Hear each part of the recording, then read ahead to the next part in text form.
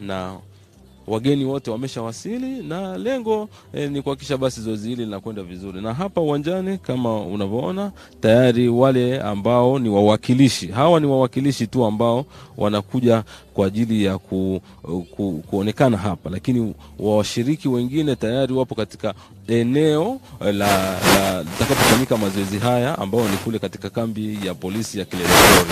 Lakini hapa wako kutoka Tanzania wanaonekana kule, lakini pia kutoka Burundi, Kenya, Rwanda, South Sudan pamoja na Uganda. Hizo ndizo nchi ambazo washiriki wake tayari wameshafika hapa. Lakini ni kwamba nchi zipo nyingi ambazo zinaunda umoja huu, lakini nchi ambazo zimeweza kuleta washiriki wa zoezi hili ndizo hizo ambazo zimewakilishwa mahala hapa. Kwa hiyo tutaendelea kukuletea yale yote ambayo yanaendelea kutokea katika viwanja hivi, na sasa hivi wageni ambao wameshafika ikiwemo yanaendelea kutokea katika viwanja hivi, na sasa hivi wageni ambao wameshafika ikiwemo mkuu wa jeshi la polisi wapo hapa tayari kumsubiria mgeni rasmi aweze kufika, ili basi zoezi hili la ufunguzi wa zoezi hili la mafunzo ya utayari kwa vitendo 2024 kwa nchi wanachama wa shirikisho la wakuu wa majeshi ya polisi kwa ukanda wa Afrika Mashariki yapo uweze kuanza rasmi.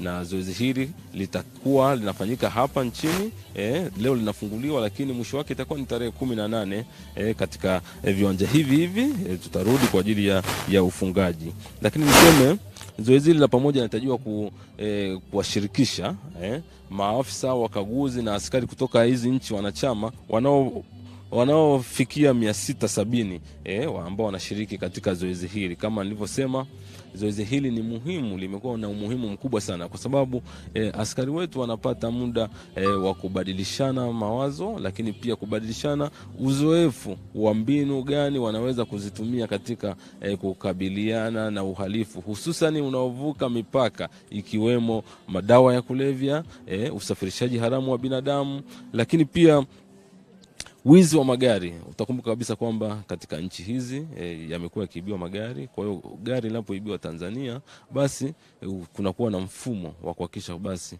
nchi hizi wanachama kupitia majeshi ya polisi wakiunganishwa na Interpol, shirikisho la polisi wa kimataifa, wanaweza kuzuia uhalifu huo, na kama ukishatokea basi waweze kuwakamata wahalifu hao na kuwafikisha katika vyombo vya sheria.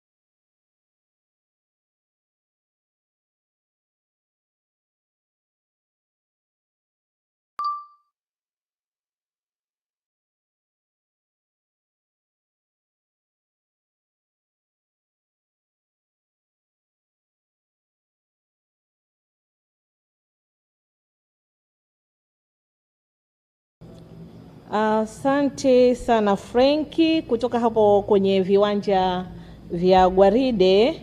Na mtazamaji, basi ratiba inayoendelea sasa ni viongozi wanaendelea kuwasili kama ambavyo mwenzetu ameweza kutueleza, lakini kwa haraka tu tukupitishe kwamba baada ya mgeni rasmi kuwasili katika eneo hili, tunataraji kwamba ratiba yetu itakavyokuwa pale, kwanza atapokea salamu ya mkuu, na baada ya kupokea salamu ya mkuu, basi yule kiongozi wa Gwaride, yani kamanda wa Gwaride au paredi kamanda, ataweza kumuomba mheshimiwa mgeni rasmi ageuke nyuma aangalie sehemu ambapo kuna zile nguzo za bendera.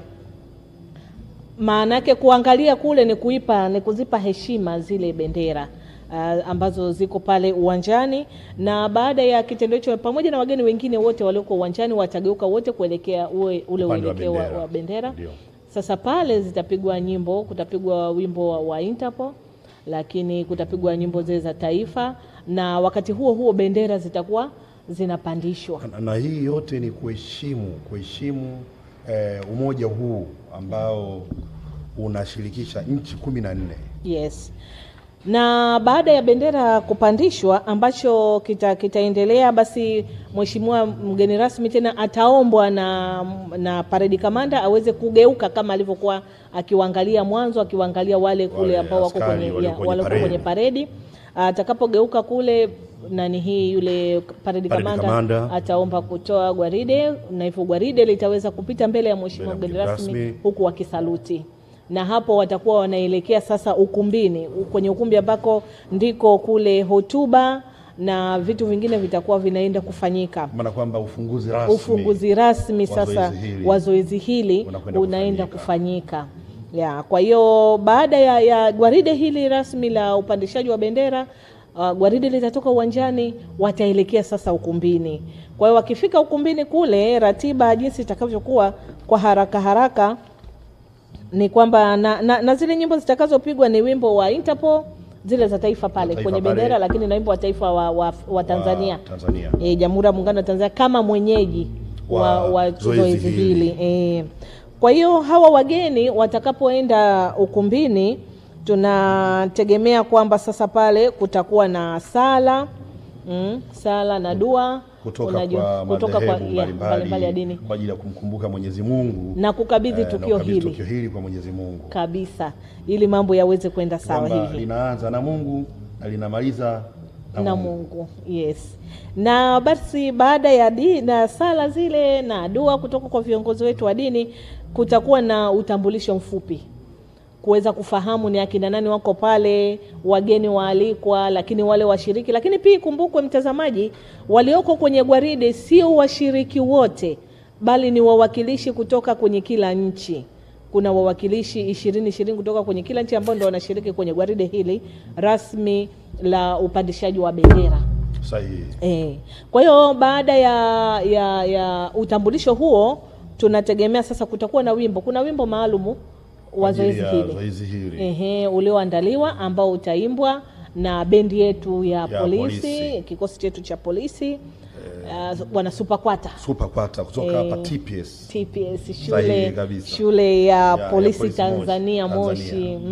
Wanajiita wana mgodo. Yes. Mambo yao ni hatari. Wale bwana wanapiga sebene wale. Wana sebene la hatari. Na nafikiri mambo huwa yanaonekana usiku. Kila usiku wanapiga kwa wageni wetu.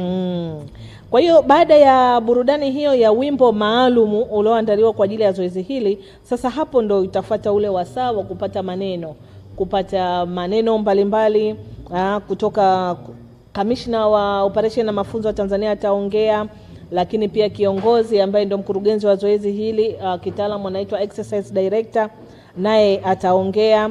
Lakini pia kuna viongozi kutoka Arabi Nairobi kule, yani huyu ni mkuu wa Interpol Bureau makao makuu kwa ukanda huu ambayo yuko Nairobi. Lakini pia mkuu wa jeshi la polisi Tanzania ataongea, na yeye atakuwa pia ni anamwakilisha mwenyekiti wa umoja huu wa ile shirikisho la wakuu wa polisi ya ukanda huu. Na baada ya hapo akimaliza, basi ataweza kumkaribisha mgeni rasmi ambaye ataweza kuhutubia, ataweza kuongea na hadhira itakayokuwa iko pale kwenye ule ukumbi wa mikutano. Na hotuba hiyo itakapokuwa imekamilika, itafuatiwa na zoezi la upigaji wa picha ambayo itapigwa sehemu maalum iliyoandaliwa kwa ajili, kwa sababu zoezi hili ni la kumbukumbu. Kwa hivyo watapiga picha, na baada ya hapo basi sisi tutamwaga mtazamaji wetu. Na ukizingatia kwamba zoezi hili katika kipengele hiki cha ufunguzi na kufunga litakuwa linarushwa live kupitia channel zote hizi ambazo unaziona, tuko live kupitia Usalama TV, lakini Wasafi, lakini Clouds, lakini Global, Ayo, TSN na wengine wengi. Kwa hiyo na pia ndugu zetu hawa tutaendelea kuwa nao na siku ile ya tarehe 17 ambapo zoezi hili litafungwa rasmi.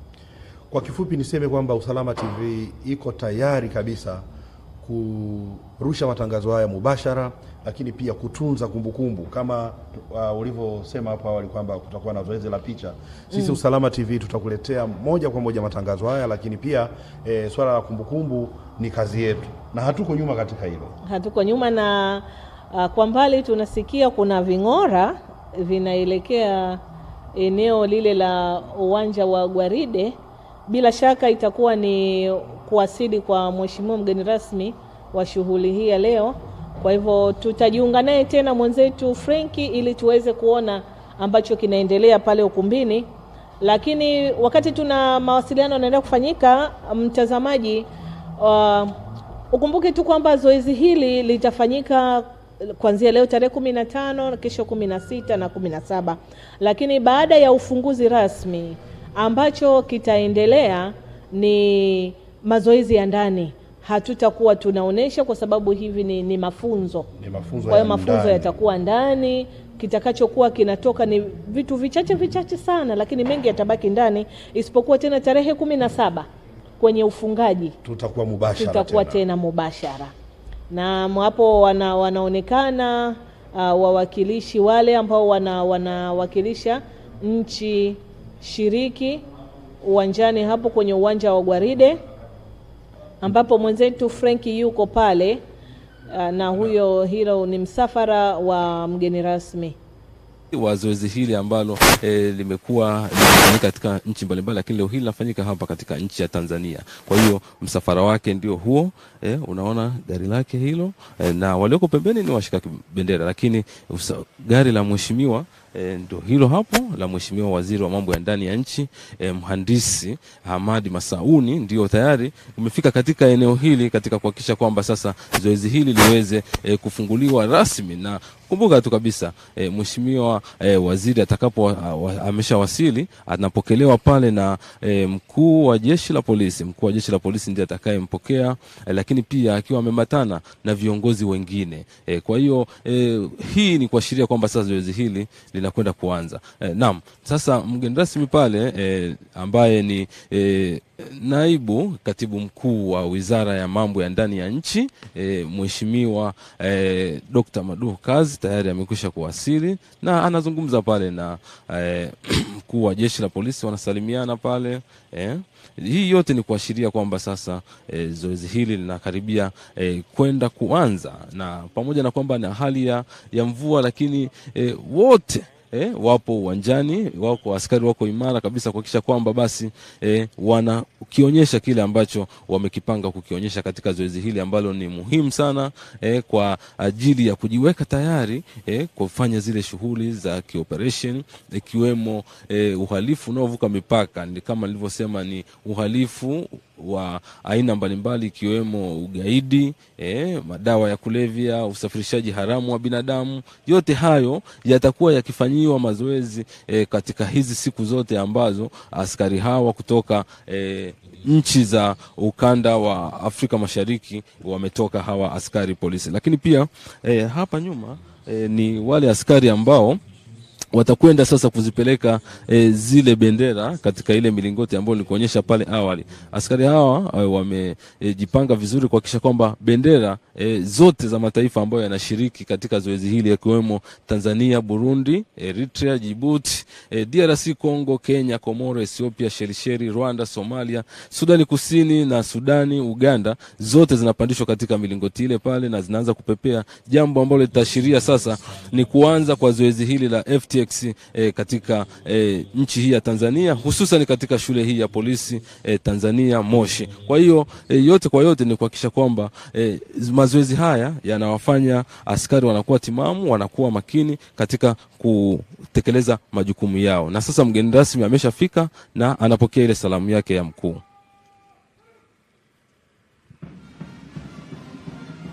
Sasa tuonyeshe askari wanapokuja kwa ajili ya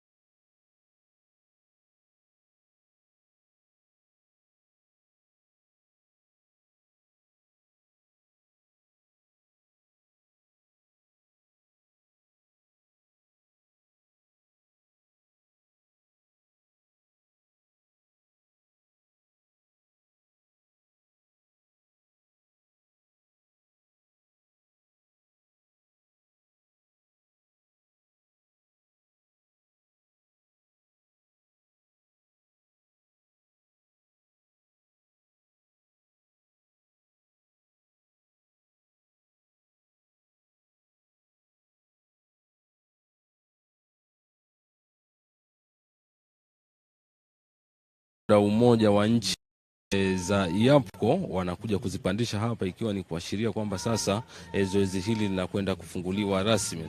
Hivyo sasa askari wote wale kule wanaanza kuja taratibu kwa ajili ya kupandisha bendera hizo, na yote hii ni kuhakikisha kwamba zoezi hili linakwenda vizuri. Askari hao wanakuja kwa mwendo kama jinsi walivyoandaliwa, na kikubwa wanakuja katika mwendo ule wa ukakamavu kuashiria kwamba zoezi hili linakwenda kuanza vizuri. Katika bendera hizo iko bendera ya Tanzania, bendera ya Burundi, Eritrea, Djibouti, DRC Congo, Kenya, Komoro, Ethiopia, Seychelles, Rwanda, Somalia, Sudani Kusini na Uganda, lakini pia itakuwepo bendera ya IAPCO. Kwa hiyo askari hao kama unavyowaona wako vizuri na wanaonyesha yale yote ambayo waliweza kufundishwa, ikiwemo katika zoezi hili. Askari hawa wanaonyesha ukakamavu wa hali ya juu, na yote hii ni kuhakikisha kwamba basi zoezi hili la FTX mwaka 2024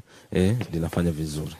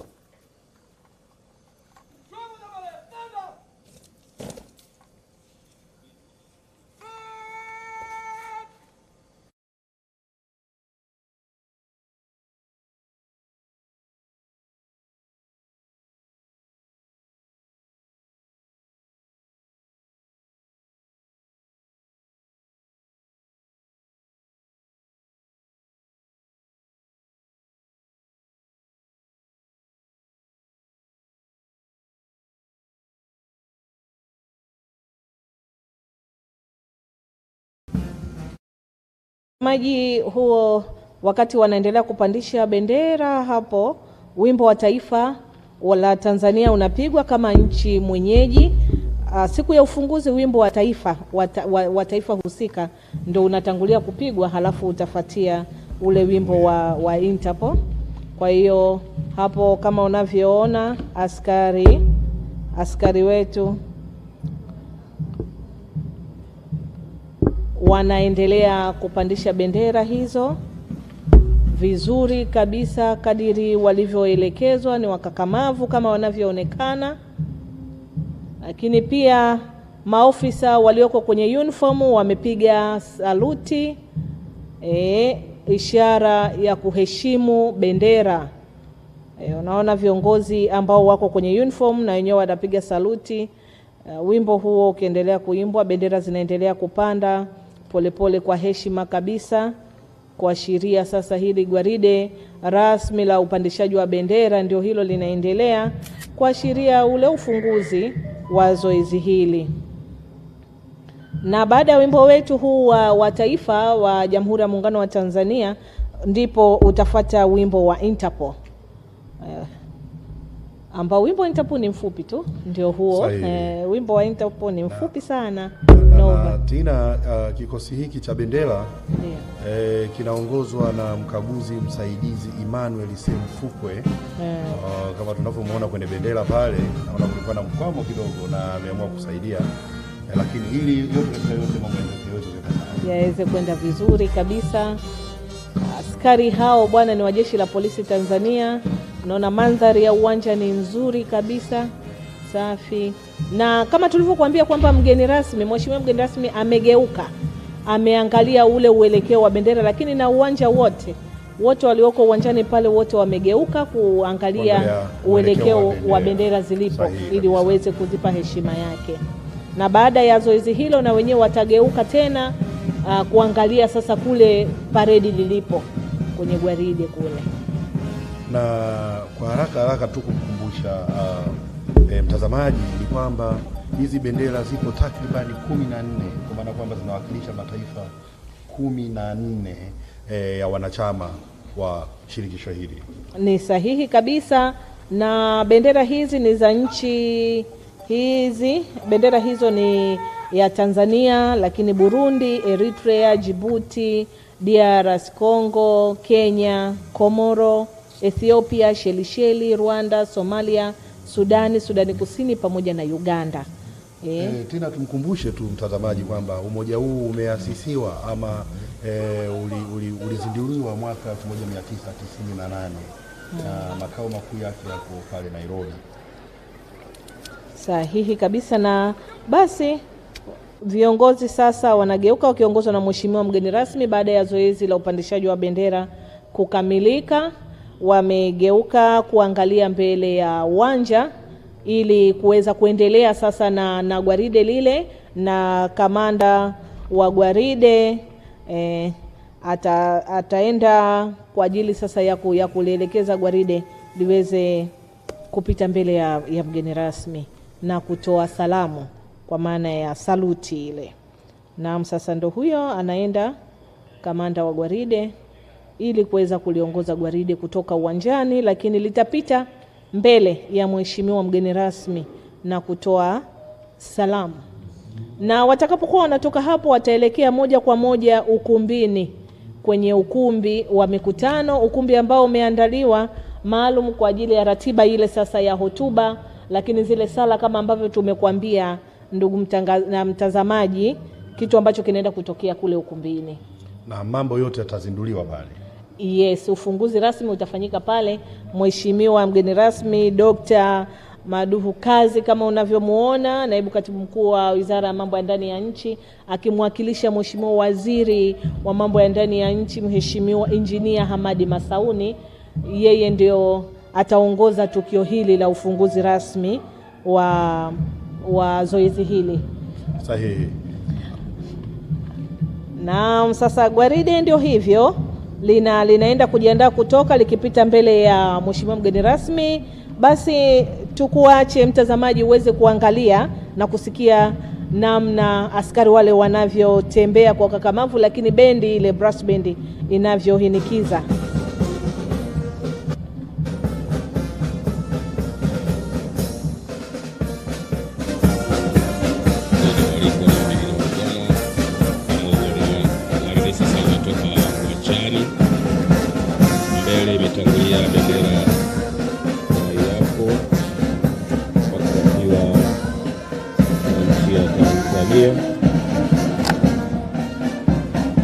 Nchi ya Tanzania wanafuatiwa na Burundi. Hao wanaopita mbele ya mgeni rasmi sasa, mbele ni bendera ya yako, wanafuatiwa na Tanzania.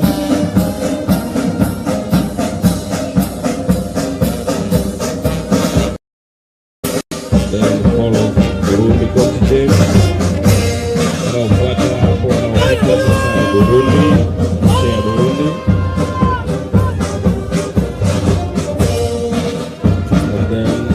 Wafuatiwa na Burundi. Na hapo wanafuata Kenya, kupita mbele ya mgeni rasmi. Baada ya Burundi wapo Kenya, halafu Ethiopia,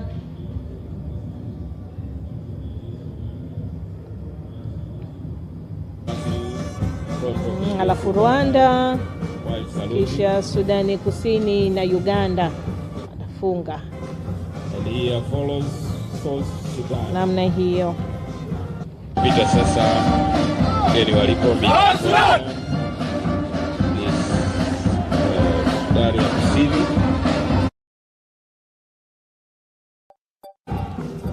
And lastly follows Uganda. Mwisho unaopita sasa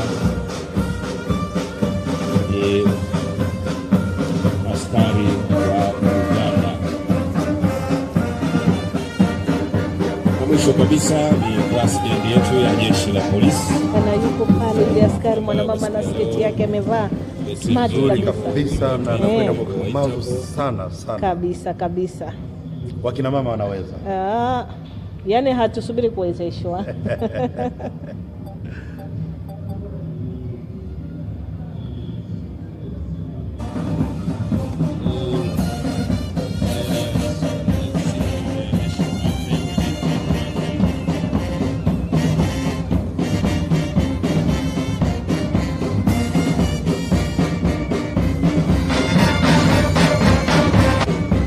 Na wanaofunga basi hapo kwenye hilo gwaride kupita ni brass band ya Jeshi la Polisi Tanzania. Hao na wenyewe wanapita mbele ya mheshimiwa mgeni rasmi wakitoa heshima wakielekea ukumbini kule. Nikwambie tu kwamba katika sehemu ambayo ninapenda ukiona bendi, hasa wale wana mama wa mbele wanaopiga ngoma, wana mbwembwe kweli kweli, wana mbwembwe kweli kweli.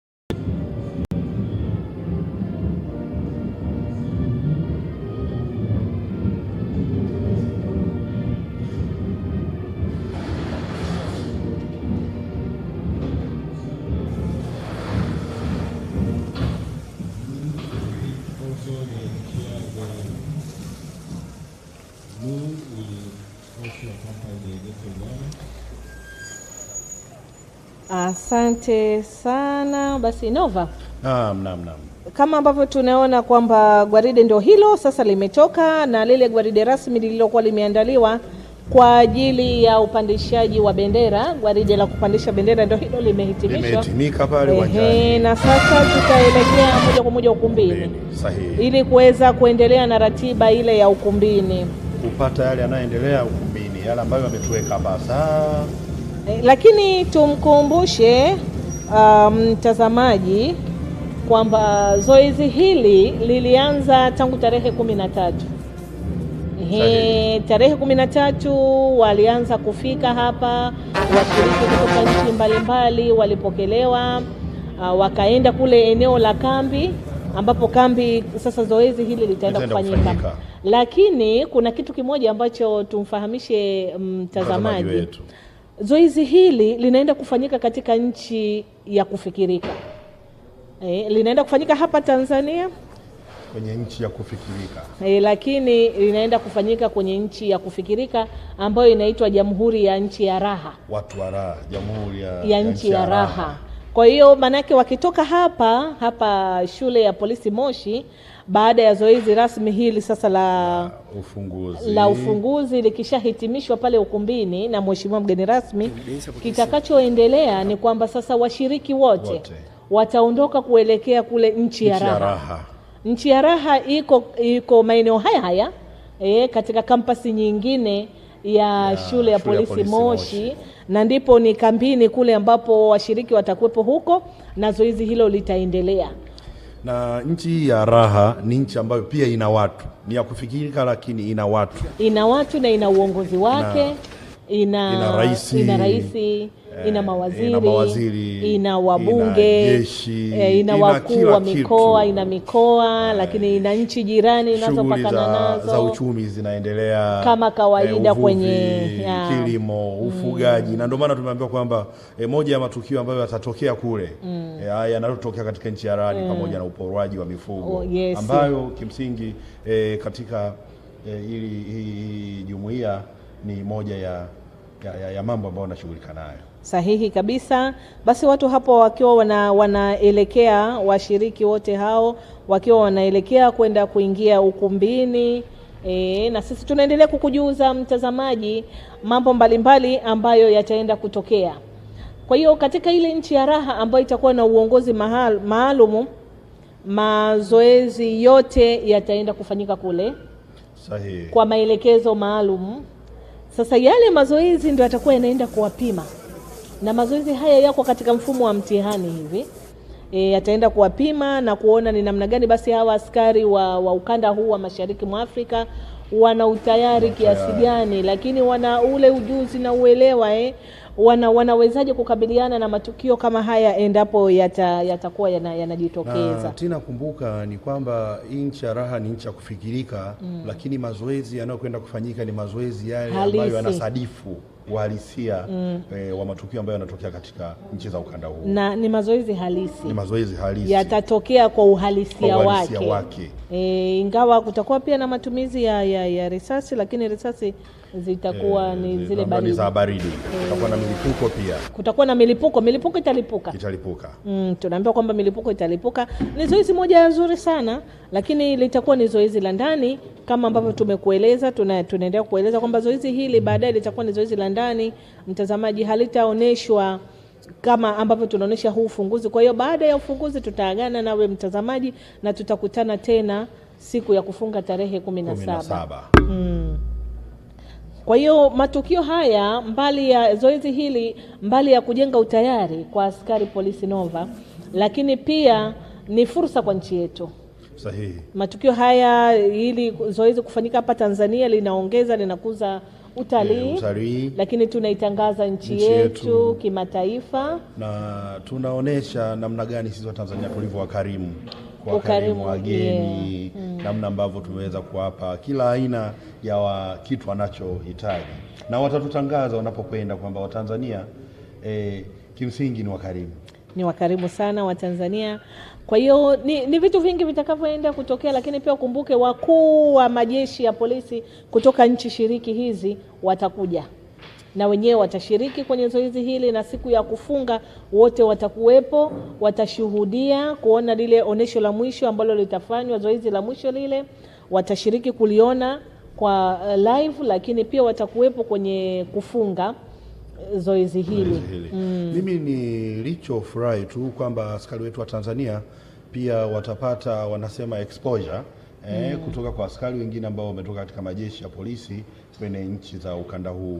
Kwa hiyo watatanua wigo wa mawasiliano pia. Sahihi, na hiyo ni miongoni mwa faida za zoezi hili. Unajua, unapokutana na mtu kutoka sehemu nyingine, mnakuza ule urafiki, mnakuza ujamaa, lakini na umoja, kwa sababu zoezi hili pia linaenda kufanyika kwa umoja.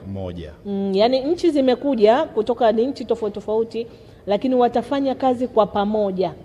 Zile nchi yani wamegawanywa kiutaalamu, wataalamu labda wa mabomu kutoka Tanzania, kutoka wapi, wanajumuishwa kwa pamoja, watafanya kazi kwa pamoja kama timu moja. Na hii ndio itaenda kuonesha ile kauli mbiu ya utayari, kwamba namna gani kwa pamoja tukio linaweza likatokea, tukalikabili kwa pamoja na kwa uniform, kwamba Kenya, Uganda, Tanzania, Somalia, Ethiopia na nchi nyingine wote wanachama. Kwa hiyo kama haya mazoezi yatafanyika na haya mazoezi yataendelea kufanyika, yatatuweka kuwa tayari zaidi kurespond katika matukio mbalimbali ya kihalifu yanayotokea katika nchi zetu. Lakini pia tumjuze mtazamaji, mshereheshaji wa shughuli hii ya leo kwenye ufunguzi, kuanzia pale uwanja wa Gwaride mpaka pale ukumbini, ni msemaji wa Jeshi la Polisi Tanzania, naibu kamishna wa polisi David Misime. Mtu madhubuti kabisa katika tasnia ya habari. Yeye ndio anaongoza zoezi hili, ndiye MC wa shughuli hii, na tuseme yeye ndio dira ya matangazo haya. Sahihi kabisa. Kwa hivyo mtazamaji, tunategemea punde tutajiunga tena na mwenzetu Franki Lukwaro pale ukumbini, ili kuweza kutuonesha ni nini ambacho kinaendelea pale kwenye ukumbi ule wa mikutano kwa sasa, na kuweza kujua ambacho ratiba ile itakavyoendelea pale ukumbini, ili basi mtazamaji aweze kuona, mtazamaji aweze kufahamu na kujionea ni nini ambacho kinaendelea, lakini aweze kupata ule ujumbe mahususi ulioandaliwa kwa ajili ya shughuli na mgeni rasmi.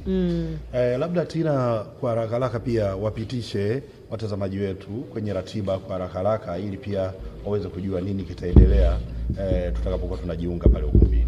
Kimsingi ratiba kama ambavyo awali kidogo unakumbuka tuliwapitisha pale ukumbini, ambacho kinaenda kuendelea mtazamaji, ni mgeni rasmi. Sasa hivi wameingia wale walioko kwenye paredi, lakini na wageni waalikwa mbalimbali wanaendelea kuingia ukumbini baada ya kutoka kwenye uwanja wa Gwaride, na watakapokuwa wote basi wameketi vizuri, utaratibu na protocol zote zimefuatwa vizuri, mgeni rasmi ataingia ukumbini, na atakapoingia ukumbini lakini atatanguliwa na ataongozwa na mwenyeji wake ambaye ni mkuu wa jeshi la polisi Tanzania. Kwa hiyo ataingia ukumbini, na baada ya kufika ukumbini kutakuwa na sala na dua ambazo zitaongozwa na viongozi wetu kutoka madhehebu ya dini BAKWATA, CCT na TEC. Na baada ya sala na dua hizo tunataraji kwamba basi muongoza shughuli yani MC wetu ataweza kufanya utambulisho wa wageni waliofika, lakini pia wale washiriki wa zoezi na wale wakuu wa misafara wa nchi shiriki. Na baada ya utambulisho huo sasa kutakuwa na ule wimbo maalum ulioandaliwa ya SUPAKWATA kama tulivyokufahamisha awali. Kutakuwa na wimbo maalum umeandaliwa na bendi ya chuo cha shule ya polisi Tanzania Moshi. Wana mgodo SUPAKWATA. Wanasebene wale bwana. Kwa hiyo baada ya wimbo huu tunataraji sasa ule wasaa wa kuweza kusikiliza nasaha na jumbe mbalimbali kutoka kwa viongozi utaanza, na atakayeanza ni kamishna wa operation na mafunzo wa jeshi la polisi Tanzania Afande Awazi Juma. Yeye akiwa ndio, unajua haya mazoezi yanavyofanyika yako chini ya kamisheni yake. Tunaposema mafunzo iko anayabeba mabegani kwake. Iko chini ya kamisheni ya operation na mafunzo ambayo ni miongoni mwa kamisheni zile 8 za jeshi la polisi Tanzania. Kwa hiyo kamishna wa operation na mafunzo yeye atatoa neno la utangulizi na kuwakaribisha wageni wote akiwemo na mheshimiwa mgeni rasmi, na baada ya hapo basi yule mkurugenzi wa zoezi hili ambaye kitaalamu anaitwa exercise director ataweza na yeye kuelezea masuala ya kitechnicality kuhusiana na zoezi hili ili wageni waweze kufahamu ni nini ambacho kinaenda kufanyika. Lakini vile vile pia kutakuwa na neno kutoka kwa huyu mkurugenzi wa masuala ya kukabiliana na masuala ya ugaidi, naye ataweza kuongea. Na baada ya hapo huyu mkuu wa RB Nairobi ambaye yeye ni mkuu wa Interpol, makao makuu ya Interpol kwa ukanda huu ambao yako Nairobi. Ndo naye ataongea, lakini yeye anaitwa Apollo Afrika. Na jana tulikuwa na story. Na baada ya hapo basi mkuu wa jeshi la polisi Tanzania naye ataweza kuongea akimwakilisha mwenyekiti wa YAPCO wa shirikisho hili la wakuu wa majeshi ya polisi ukanda huu wa Mashariki mwa Afrika. Kwa hiyo mkuu wa jeshi la polisi Tanzania IGP Camillus Mongoso Wambura ataongea, na akimaliza ataweza kumkaribisha mheshimiwa mgeni rasmi ili aweze kutoa nasaha, kuongea na hadhira ambayo ipo pale ukumbini, lakini pia na hadhara ambayo inamtufuatilia kupitia vyombo vya habari ataweza kuongea nao, na baada ya hapo atafungua rasmi zoezi. Na baada ya ufunguzi kitakachoendelea itakuwa ni picha ya ukumbusho, kwa sababu hili ni tukio la kukumbukwa. Kwa hivyo ni vizuri kuweza kuweka kumbukumbu, na baada ya kupata picha ya ukumbusho na ni kumbukumbu kwa ajili ya vizazi. Tanzania tulishawahi kuandaa zoezi kama hili na ambalo kwa hakika ninaamini mwanzo umekuwa mzuri, litakwenda kufanya. Na nova zoezi hili ni zoezi la 4 kwa mtiririko. La kwanza liliweza kufanyika Kenya. Zoezi la kwanza liliweza kufanyika, ngoja tuangalie hapa, kwa sababu haya mazoezi yamefanyika sehemu yamefanyika mara 4 na mazoezi haya yanakuwa na dhima. Kila zoezi linakuwa na dhima yake. Ndio. Na dhima hii ni katika kutekeleza yale ambayo wakuu wa majeshi wa ukanda huu wanaafikiana katika vikao vyao. Sahihi. La kwanza lilifanyika nchini Kenya, ambalo hili wenyewe kitaalamu wanaita, hakukuwa na zoezi kama hili, ila ilikuwa ni mezani. Walikaa wakaelekezana na nini yakafanyikia hapo. Lakini la pili lilifanyika nchini Uganda, na la tatu lilifanyika Rwanda, na hili ni la 4, lakini hili la 4 hili la 4 2024 mwezi wa 4 na ni la aina yake kwa sababu ni la aina yake kutokea. Hakuna katika haya yaliyowahi kutokea, hakuna ambalo limewahi kufanyika kama hili. Hili ni la kwanza kwa aina hii. Na tunaambiwa na waratibu kwamba litakwenda kufanyika katika uhalisia wake. Yes, pamoja na kwamba inaenda kufanyika nchi ya raha ya kufikirika, lakini matukio na watu ni halisi. Matukio ni halisi. Na kila kitakachokuwa kinaenda kufanyika ni halisi. Yes. Na ni fursa kwa kujifunza pia. Watu tutakwenda kujifunza namna mbalimbali za kukabiliana na matukio yanayotokea katika ukanda wetu. Kwa hiyo mwenzetu Frank Lukwaro yuko ukumbini, labda tunaweza kuona sasa nini ambacho kinaendelea pale ukumbini kwenye ratiba hii ya ufunguzi rasmi sasa baada ya lile gwaride rasmi lililofanyika pale. Na kwenye gwaride, mtazamaji, vitu ambavyo tumevishuhudia pale, kwanza gwaride liliingia uwanjani na baadaye kikosi cha bendera kiliweza kuingiza bendera ya IAPCO kwa sababu hili ni zoezi la IAPCO. Ni kwa heshima kuonesha kwamba tukio hili ni la IAPCO. Kwa hiyo baada ya hapo viongozi mbalimbali waliwasili na baadaye aliwasili mkuu wa Jeshi la Polisi Tanzania IGP Camillus Mongoso Wambura, lakini pia akiwa kama ni mwenyeji lakini pia akimwakilisha mwenyekiti wa shirikisho la wakuu wa majeshi ya polisi. Alipowasili alipokea salamu ya mkuu, na baada ya kupokea salamu ya mkuu alikwenda kuketi, na baada ya muda basi aliweza kuwasili mheshimiwa mgeni rasmi ambaye ni Dr. Maduhu Kazi, naibu katibu mkuu wa Wizara ya Mambo ya Ndani ya Nchi.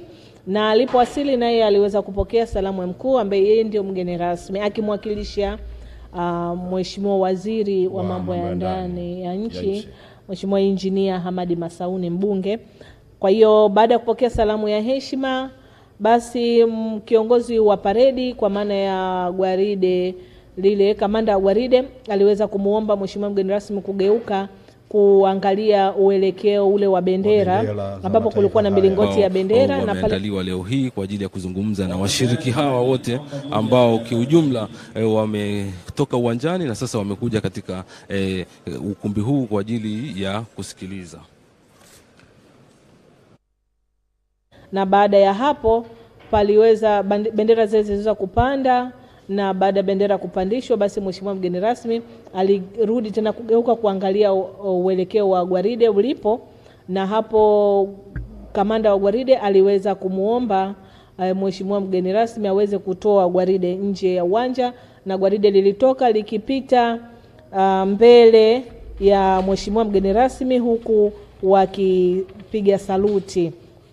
Na katika utokaji ule namna walivyokuwa wamejipanga, Tanzania iliongoza ikifuatiwa na Burundi, halafu walifuata Kenya, walifuata Ethiopia, kisha Rwanda, Sudani Kusini, Uganda, na mwisho kabisa kikosi cha brass band ya polisi kilifuata. Mtazamaji, naona mwenzetu Frank Lukwaro yuko tayari ukumbini pale, tunaweza kujiunga naye ili tuweze kujua ni nini ambacho kinaendelea kwa sasa katika ukumbi ule wa mikutano. Franki, kama unanisikia?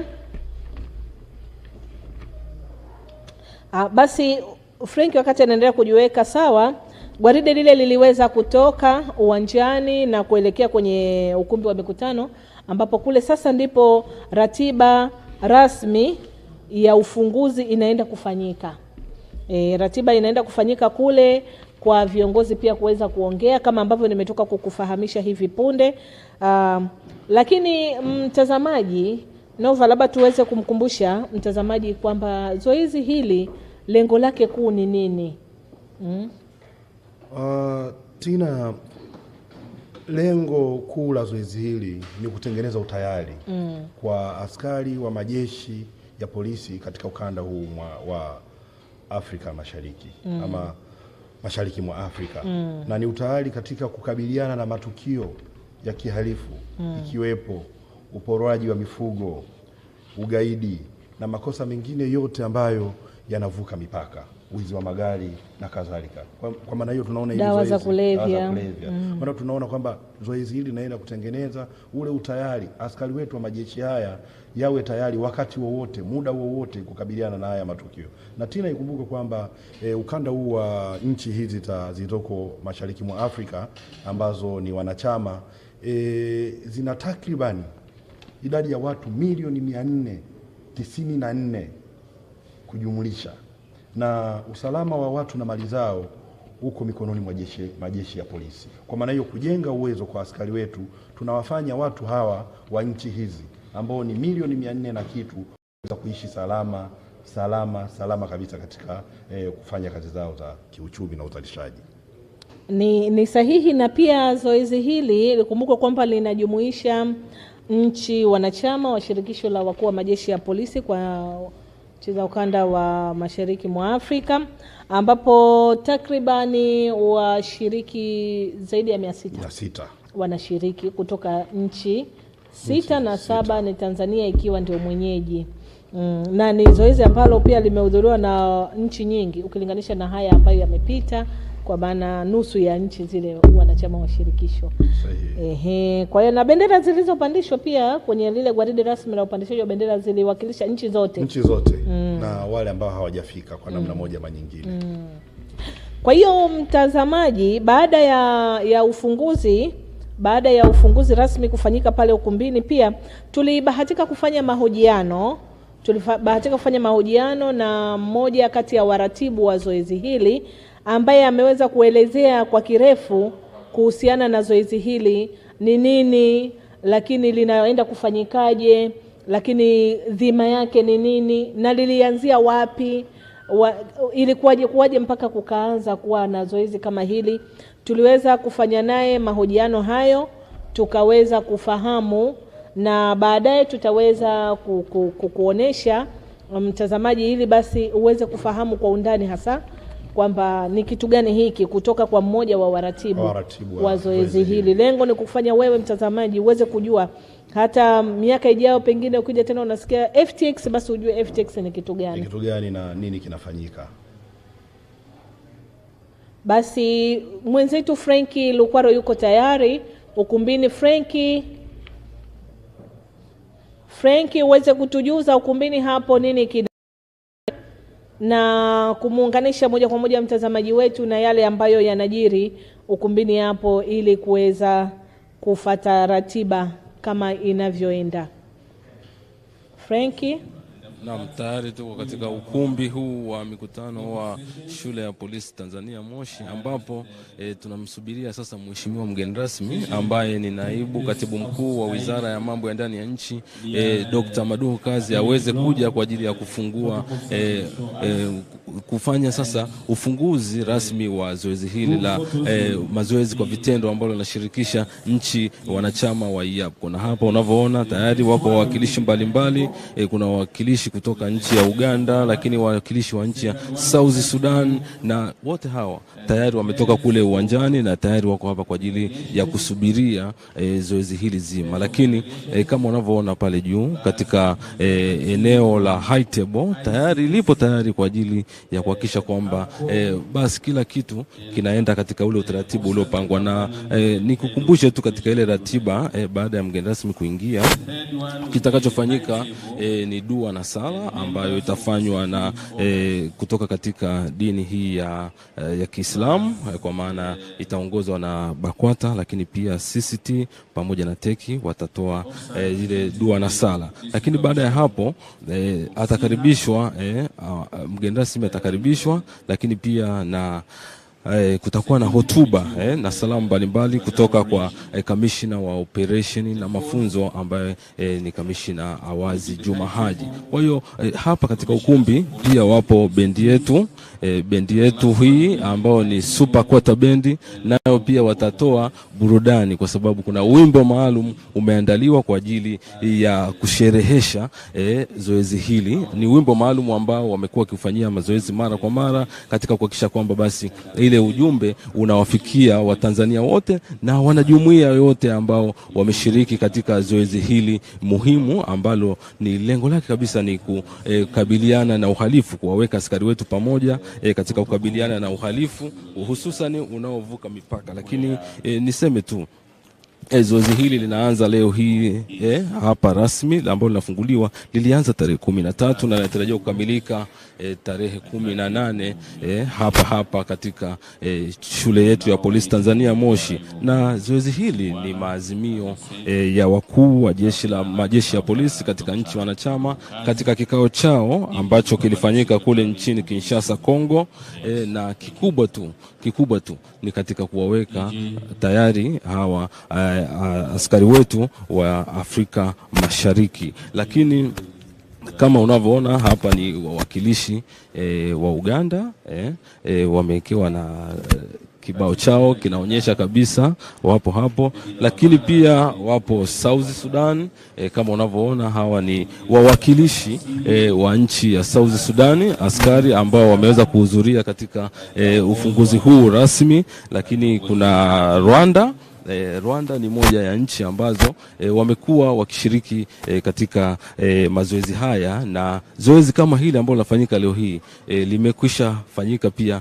nchini Rwanda, na jana pia tuliungana nao katika kukumbuka yale mauaji ya kimbari ambayo yalitokea mwaka 1994 ambapo nchi zote hizi askari waliohudhuria hapa waliweza kuungana nao katika kukumbuka tukio hilo ambalo bado limeacha historia, lakini ni funzo pia kwa nchi nyingine. Lakini hapa pia wawakilishi kutoka nchi ya Kenya.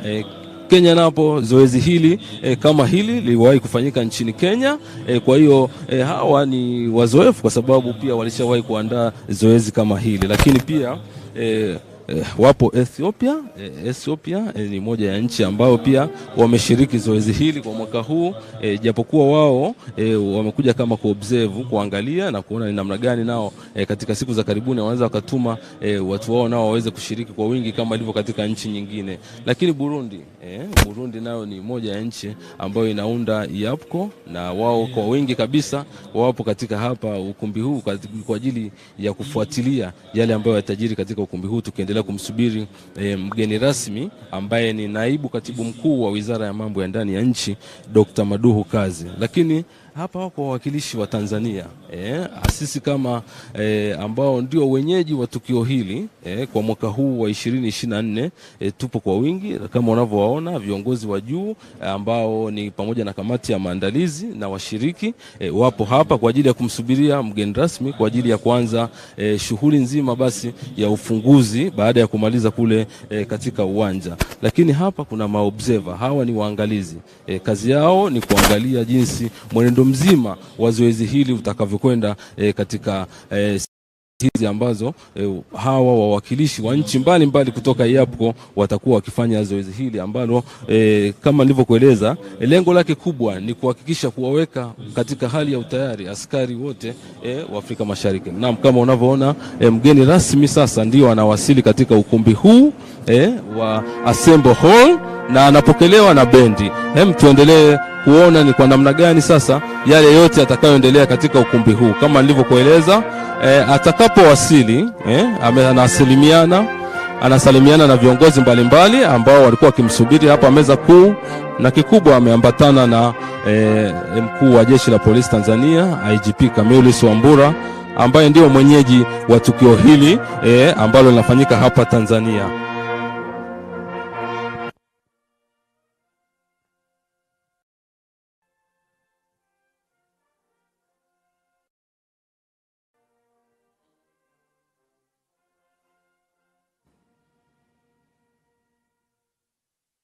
Mtazamaji, kama unavyoweza kuona hapo tayari mheshimiwa mgeni rasmi amesha ingia ukumbini. Ameshaweza kuingia ukumbini na sasa amechukua nafasi yake ili ratiba iweze kuendelea. Kama nilivyokufahamisha kwamba mshereheshaji wa shughuli hii ni msemaji wa Jeshi la Polisi Tanzania, naibu kamishna wa polisi David Alphonse Misime, ambaye yeye ndiye analisimamia zoezi hili na kuliongoza kuhakikisha kwamba linakwenda sawa bin sawia bila matatizo yoyote.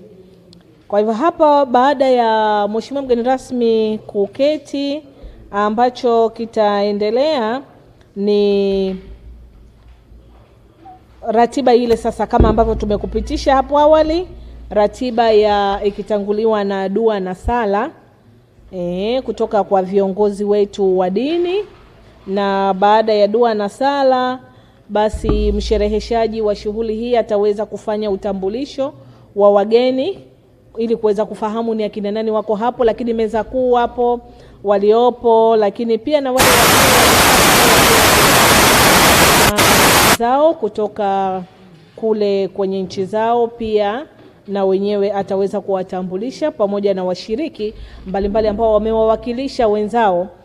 Wengi wako kule kwenye nchi ya raha tayari wakifanya maandalizi ya kuanza rasmi kwa zoezi.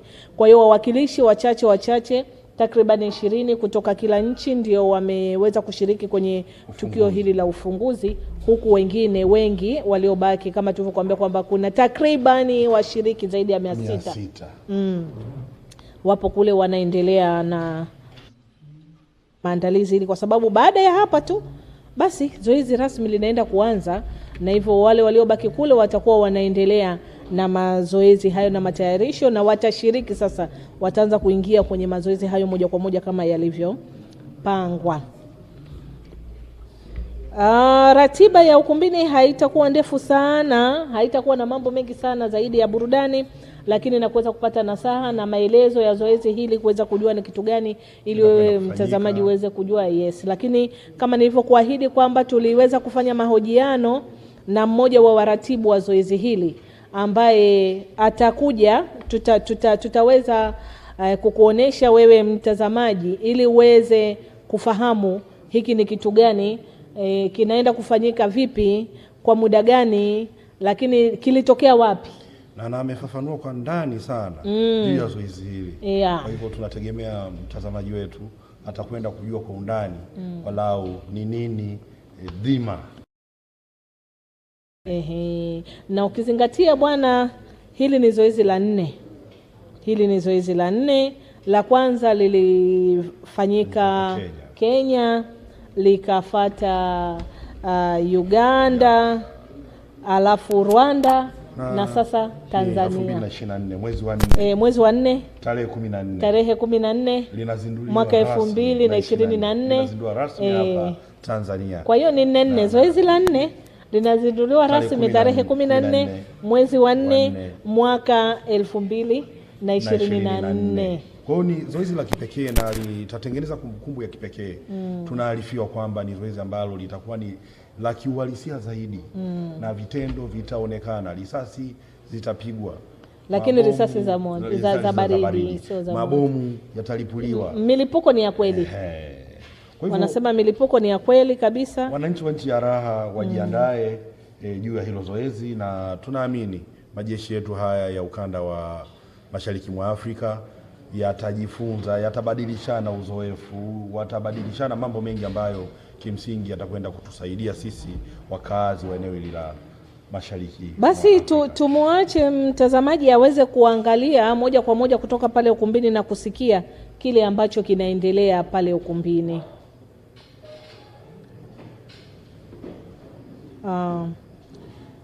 Na Nova wakati mambo yanakaa vizuri pale ukumbini na mwenzetu Frank aliyoko kule, huu wimbo maalum umetungwa na askari wa jeshi la polisi wenyewe ambaye wapo kwenye bendi hii ya polisi, wana super kwata. Na hawa ni wataalamu kweli kweli, na wanajua tena. Basi baada ya hotuba rasmi ya mheshimiwa mgeni rasmi, ambayo ndo baada ya hotuba ataweza kutufungulia rasmi zoezi hili, kitakachofuata kitakuwa ni picha. Basi na wakati yale mengine yakiwa yanaendelea, sisi tutaweza kuwaonesha yale majadiliano tulioweza kufanya na mmoja wa waratibu wa zoezi hili, ambaye ameweza kutufafanulia kwa mapana kuweza kumfanya mtazamaji wetu aweze kufahamu hiki ni kitu gani, kimetokea wapi. Unajua wakati mwingine, kwanza unajua zoezi hili kwa Kiingereza linaitwa IAPCO Field Training Exercise usalama pamoja 2024 ambayo inafanyika Tanzania Polisi School hapa Moshi, mkoani Kilimanjaro, Tanzania. Sasa kwa hiyo Field Training Exercise ndio inakatwa, ina zile abbreviation yake, F for field, T for training, E for exercise. Kwa hiyo inakuwa ni FTX. Kwa hiyo tukiwa tunasema FTX, mtazamaji uweze kuelewa kwamba FTX ni Field Training Exercise, kwa maana hili zoezi, hiyo Kiingereza ndio linatamkwa hivyo. Na ni zoezi la 4, na kauli mbiu yao ya mwaka huu, theme ile ambayo imebeba hii ni kama pia hapa inaonekana ukiangalia nyuma yetu hapa, inaweza ikasomeka enhancing IAPCO's readiness in responding to terrorism and transnational organized crimes. Kuwezesha utayari kwa majeshi yetu haya ya polisi kwenye ukanda wetu, ili waweze kukabiliana matukio ya kigaidi na yale makosa ambayo yanavuka mipaka. Na zoezi hili Nova lilianza tangu tarehe 13 mwezi wa 4. Tarehe 13 ambacho kilifanyika, afu leo unajua ni tarehe 15 Nova, sio tarehe 10. Kwa hiyo tarehe 13 ambacho kilifanyika ilikuwa ni kuwasili kwa nchi shiriki. Kuanzia tarehe 12 walianza kufika, tarehe 12. Tarehe 13 kukawa na kitu kinaitwa clinic, exercise clinic. Hii exercise clinic ni ile washiriki wanakuwa wanajumuika kwa pamoja kuweza kupewa mafunzo mbalimbali, masomo, lakini maelezo, taratibu za kuishi kambini, maelezo yale awali ya msingi kwamba ni nini wanapaswa kufanya, do's and don'ts. Kwa maana kwamba kupitishwa katika maeneo yote muhimu ya zoezi, ili kila mmoja aliyekuja kushiriki aweze kufahamu kwamba ni wa zoezi zima. Na tarehe 14 jana pia ilifanyika kliniki, iliendelea, lakini ukumbuke jana ilikuwa ni maadhimisho ya miaka 30 ya mauaji ya kimbari kule Rwanda. Wenzetu walikuwa 94.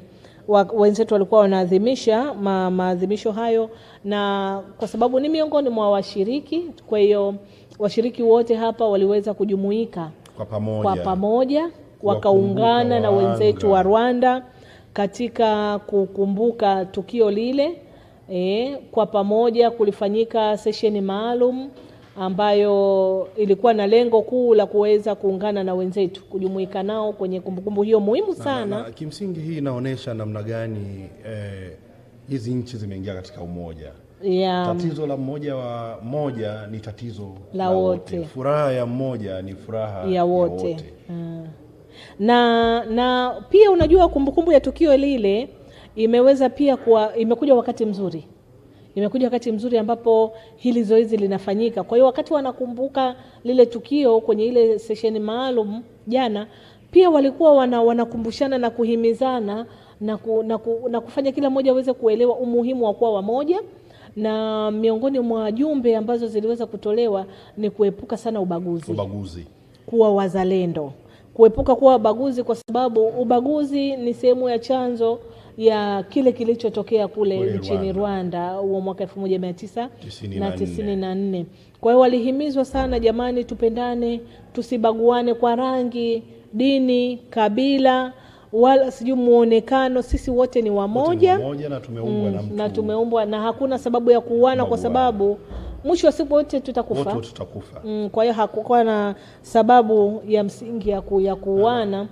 Na huu ni ujumbe muhimu sana katika karne hii. Na kati ya wageni ambao tuliwapata, miongoni mwa wageni ambao tuliweza jana kujadiliana nao, pia ni huyu mkurugenzi wa IAPCO ambaye pia ndiye mkuu wa Interpol. ukanda huu wa Mashariki mwa Afrika, Apollo Afrika, ambaye katika yale aliyoyaongea la kizalendo Afrika. Yani Afrika ndio jina lake. Apollo ndio jina la kizalendo. Kwa hiyo katika yale ambayo aliyaongea pia alielezea hilo la mshikamano, kwa sababu na bahati nzuri ni kwamba huyu Apollo, huyu kiongozi mkubwa kabisa, yeye ni Mnyarwanda. Kwa hiyo wakati tukio lile linatokea alisema yeye alikuwa na miaka 19. Hakuwa nchini Rwanda wakati linatokea, lakini alirejea Rwanda wakati tukio lile tayari limetokea, ila sio muda mrefu, ni mwaka ule ule 94 alirejea na hali aliyoikuta alituelezea aliyoipata ule, yani ilikuwa ni machungu.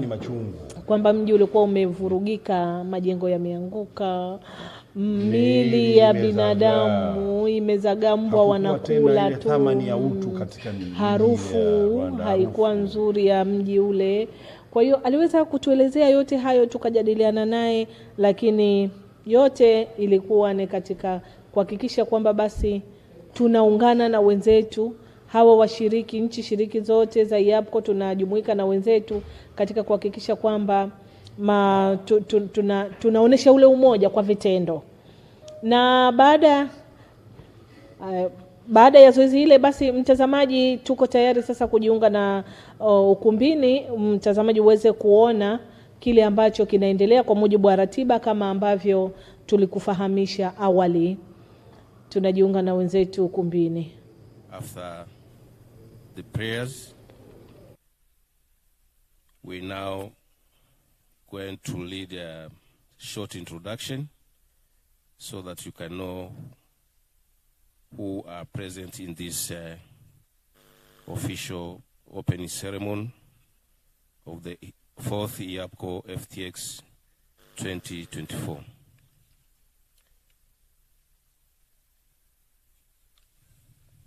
Allow me now to start. I know the Inspector General of Police is going to get a chance to give his remarks. So during his remarks, I think everyone will know him. Now, let me start with the Honorable Zephania Sumai, Moshi District Commissioner representing Kilimanjaro Regional Commissioner. Please stand up. Thank you for coming. May I also introduce to you Ms. Jenny Chalamila, representing the District Commissioner for Siha.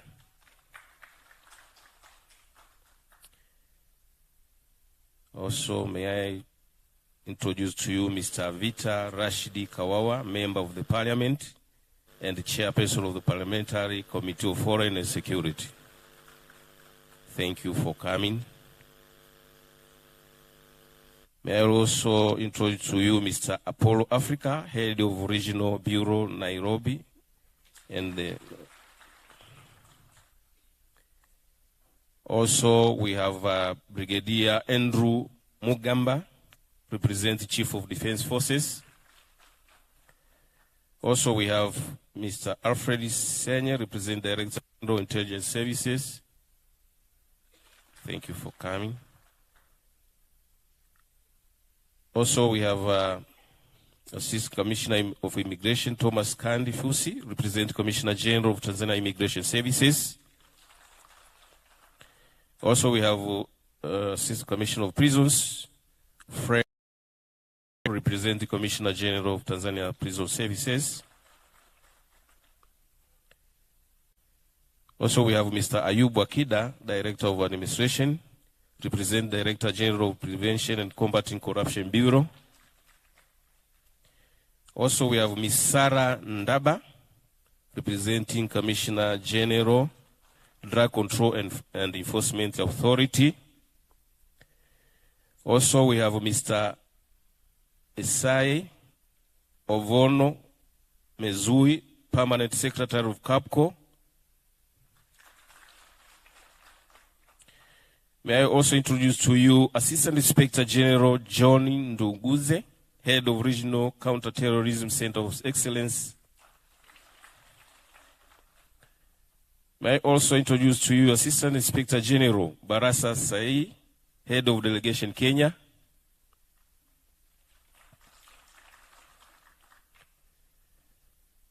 May I also introduce to you police commissioners and police deputy commissioners present at this assembly hall. Commissioners, deputy commissioners, thank you. Allow me also to introduce to you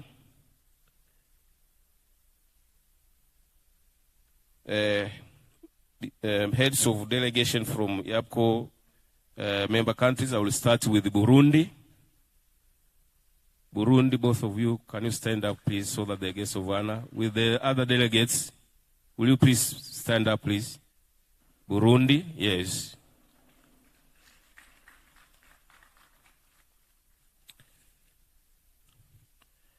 Also, we have head of delegation from Kenya, and all the delegates from Kenya, will you please stand up?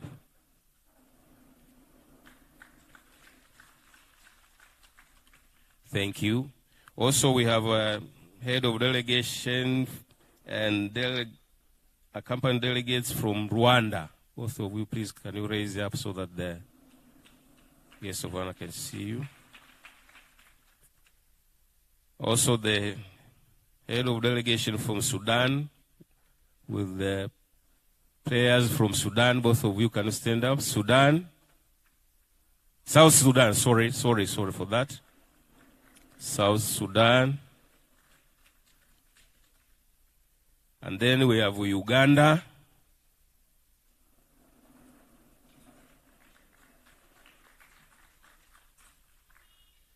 Also, we have the hosting country, Tanzania.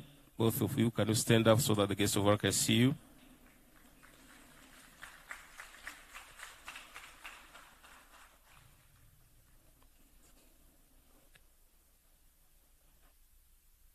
Also, we have members from Ethiopia.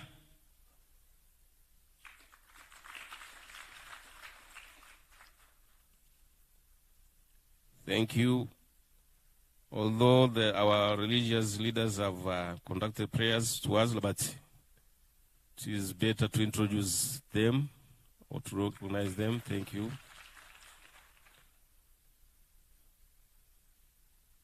Hope I have introduced everyone who are present in this assembly hall. If there is anyone who have forgotten, I think the protocol officers will remind me, and I will introduce him to the guest of honor. Guest of honor, sir. After that short introduction, we have a special song, that's the fourth IAPCO FTX special song, which will be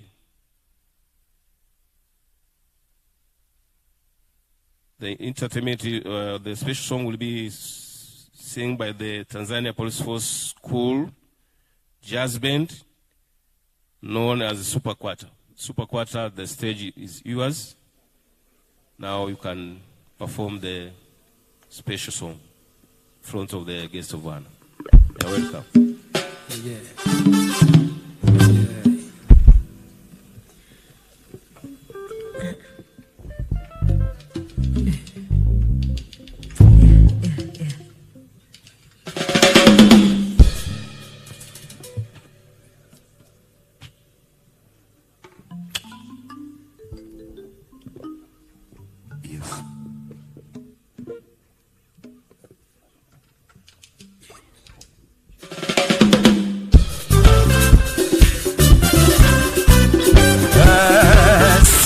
Polisi 𝙏𝙝𝙖𝙣𝙠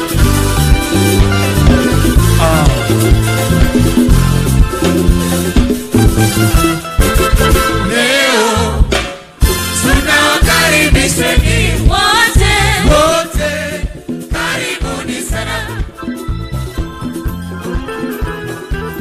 Leo tunawakaribisheni wote, karibuni sana.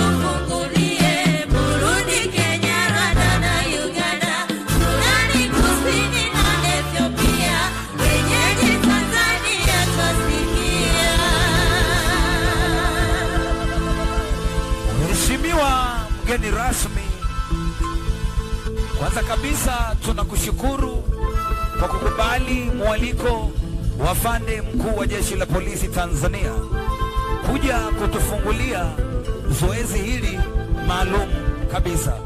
Asante sana. Mheshimiwa mgeni rasmi, zoezi hili linalenga kuwajengea weledi, uzoefu na uwezo washiriki hawa wote watakaoshiriki zoezi hili. Mheshimiwa mgeni rasmi, zoezi hili linalenga kupambana na uhalifu unaovuka mipaka kama vile ugaidi, wizi wa mifugo na usafirishaji haramu wa binadamu. Na hii ndiyo maana tunasema usalama pamoja. Mheshimiwa mgeni rasmi, zoezi hili kwa uhalisia wake litafanyika huko katika nchi ya raha, ambapo washiriki hawa wote watapata wasaa wa kushiriki zoezi hilo kwa vitendo. Na ndiyo maana tunasema enhancing IAPCO's readiness in responding to terrorism and transnational organized crime. Karibu sana mheshimiwa.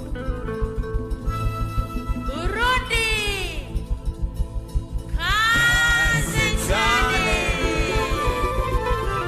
Comoros, kwezi kana baraka. Republic, Democratic Republic of Congo, Botebaninga, Djibouti. Hello, Djibouti. Yes. Bienvenue. Eritrea, salam. Ethiopia, salam. Kenya, Harambee.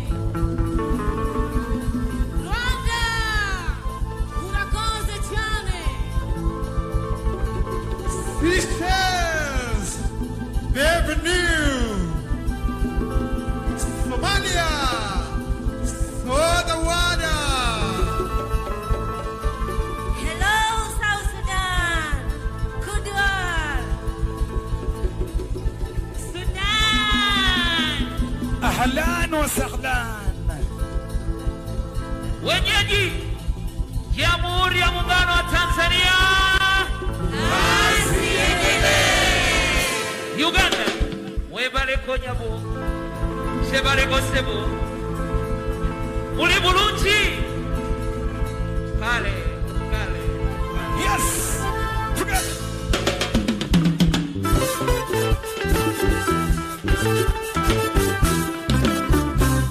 FTX. Yes. Here we go. FTX. Iambo, here we go together. Iambo, let's fight together. Iambo, here we go together. Hey, hey. Iambo, here we go together. Iambo, let's fight together. So, so, so, so, so, so, so, so, so, so, so, so.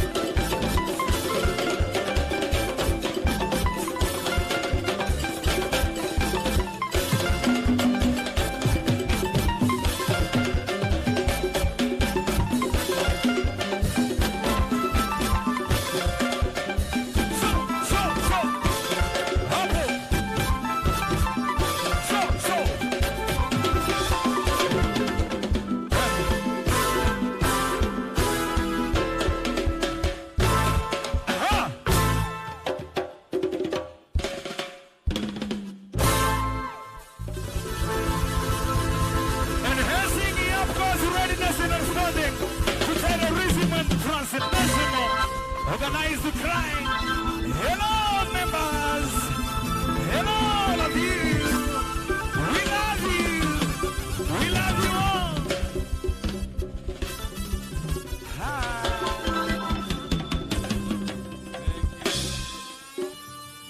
Thank you very much, Super Quarter. Let's clap for them, please. Very nice. This jazz band belongs to the Tanzania Police School here at WEWE. They are not from Congo. They are from Tanzania, and especially from Tanzania Police Force. Thank you very much. Yes, of honor, sir. I've reminded here that when I was doing the introduction, I forgot to introduce some of the guests who are with us in this assembly hall, and I request you to introduce them to you. The first one is the representatives from the Institute of Security Studies, ICS, please. Can you stand up? ICS.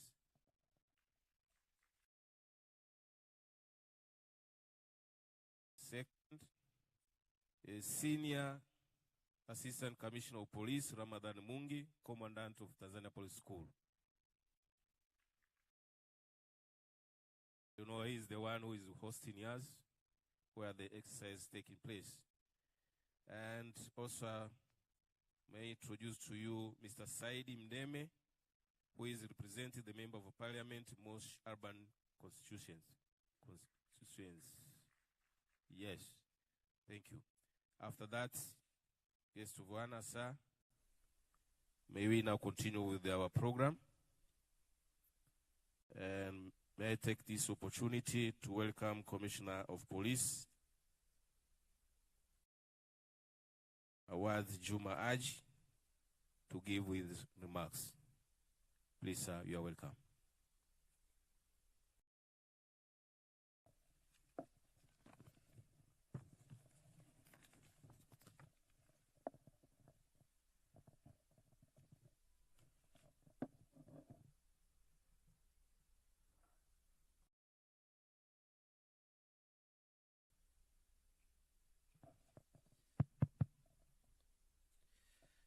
Honorable Dr. Madu Kaz, Deputy Permanent Secretary, Minister of Home Affairs, Inspector General of Police, Camillus Mongoso Wambura, Sir, Chief of Tanzania Police Force, Honorable Sevanius Mai, Moshi District Commissioner, representing the Regional Commissioner of Kilimanjaro, Honorable Vita Kawawa, Member of Parliament and Chairperson of Parliament Committee, Foreign Defense and Security, representatives of head of security organs, as they have introduced here, Brigadier General Andrew Mugamba, for Chief of Tanzania People Defense Force, Mr. Alfred Isenye, for Director General Intelligence and Security Service,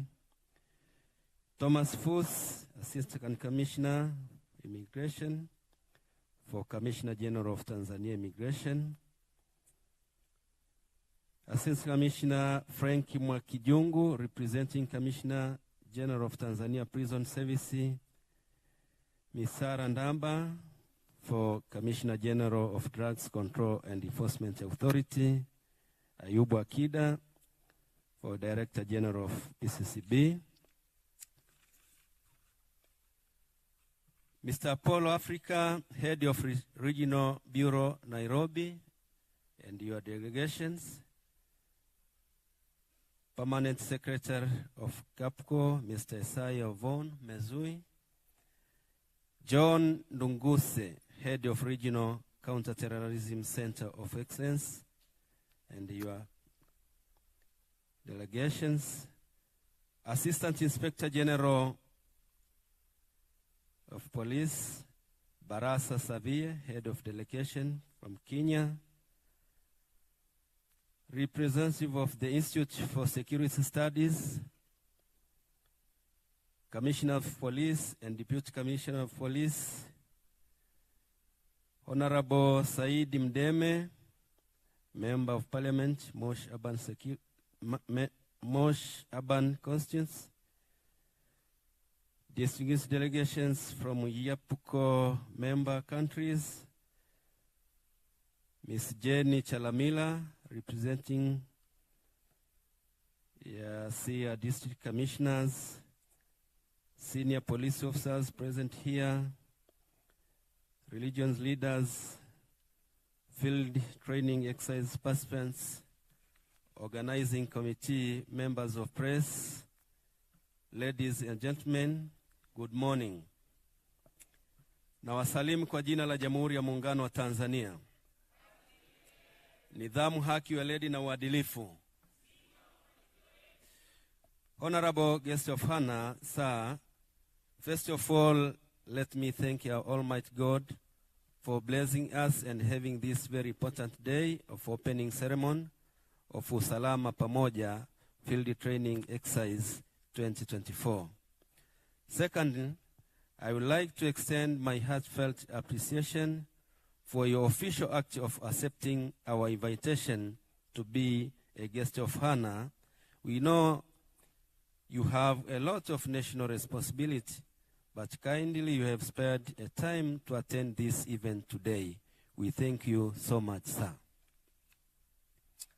Honorable guest of honor, this field training exercise you are going to open is the results of 25th Yapuko Annual General Meeting, where the chiefs of police deliberated and resolved the 4th Yapuko field training exercise be conducted and the exercise to be held in Tanzania.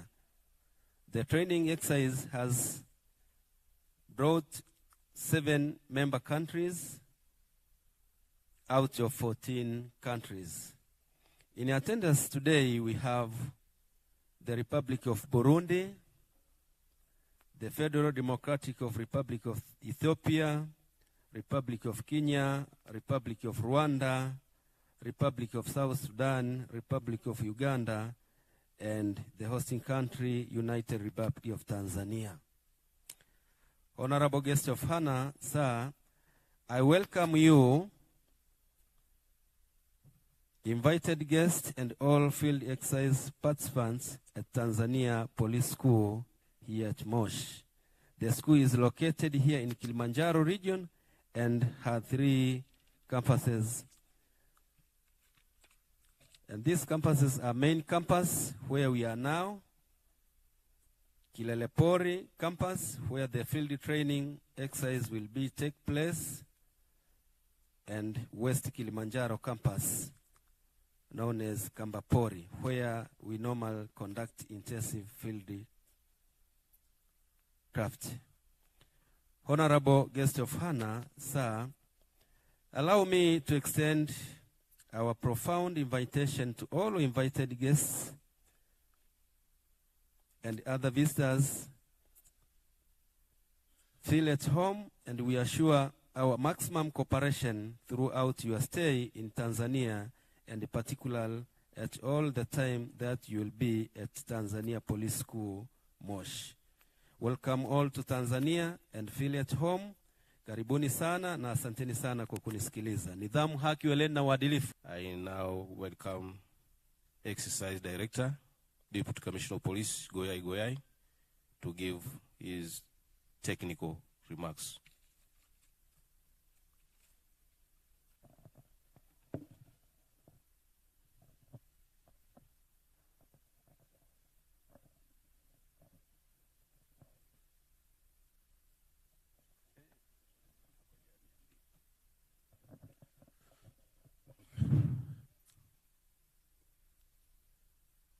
Honorable Sir, guest of honor,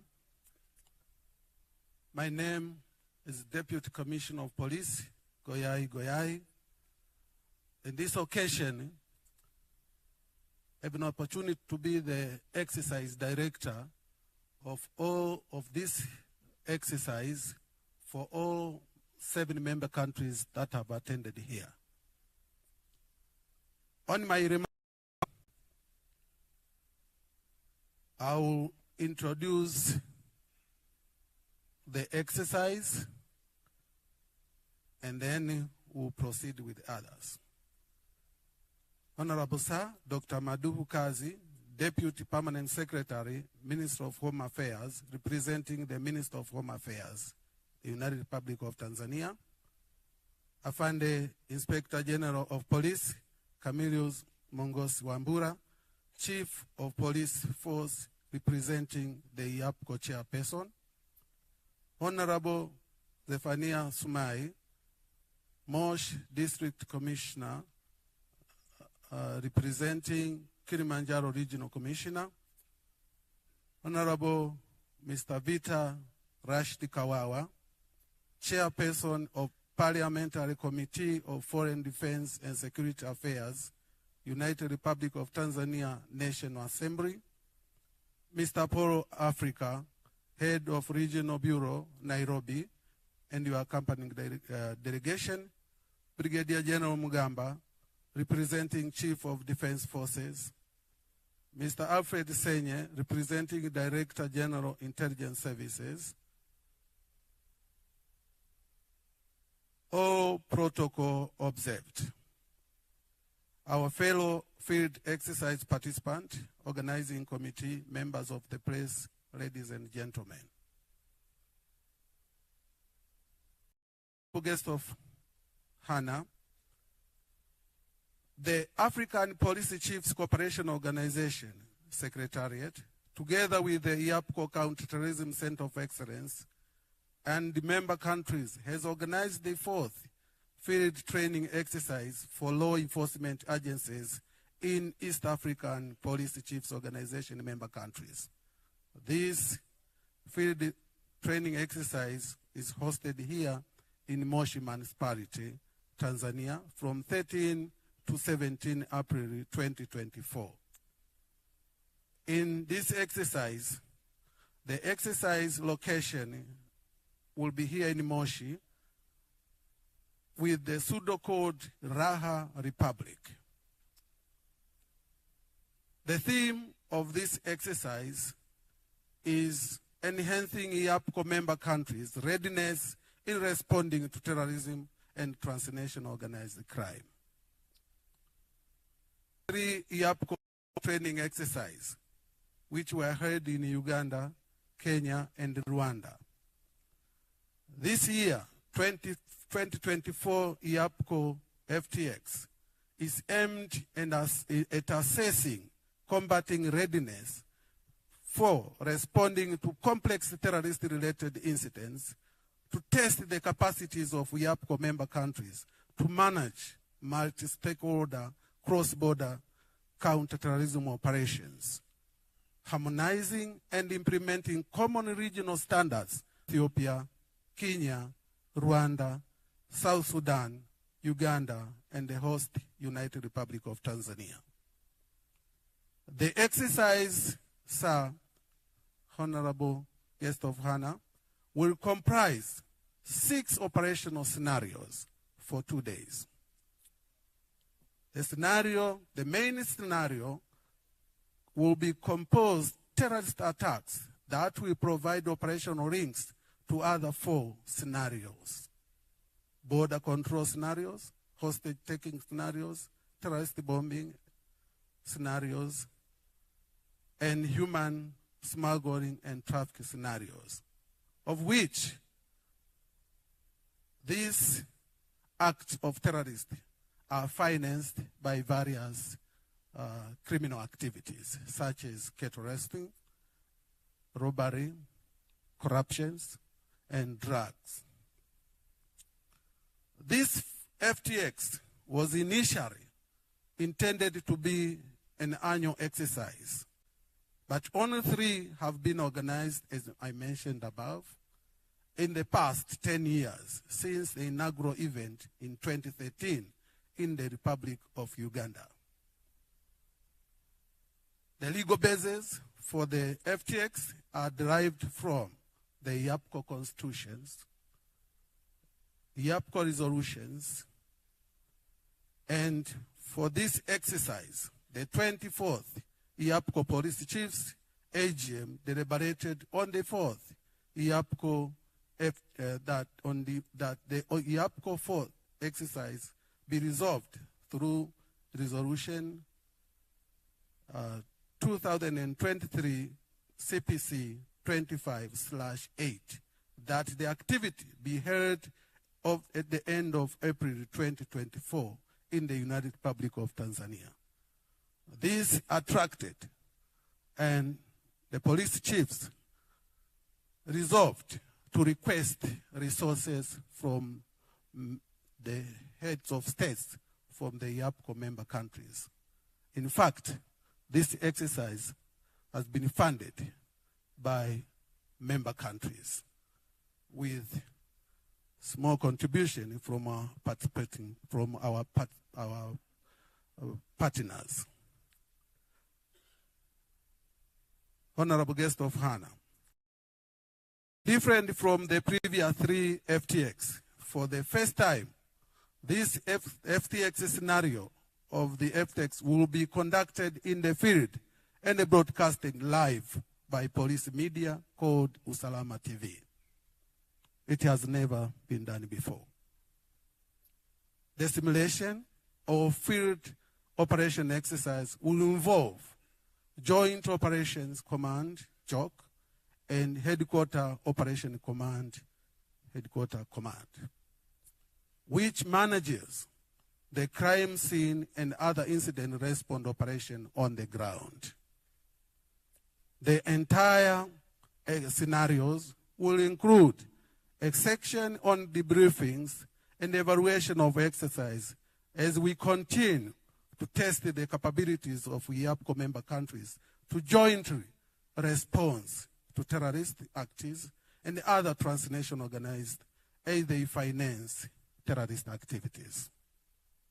Honorable Sir, the participation and role of players are as follows.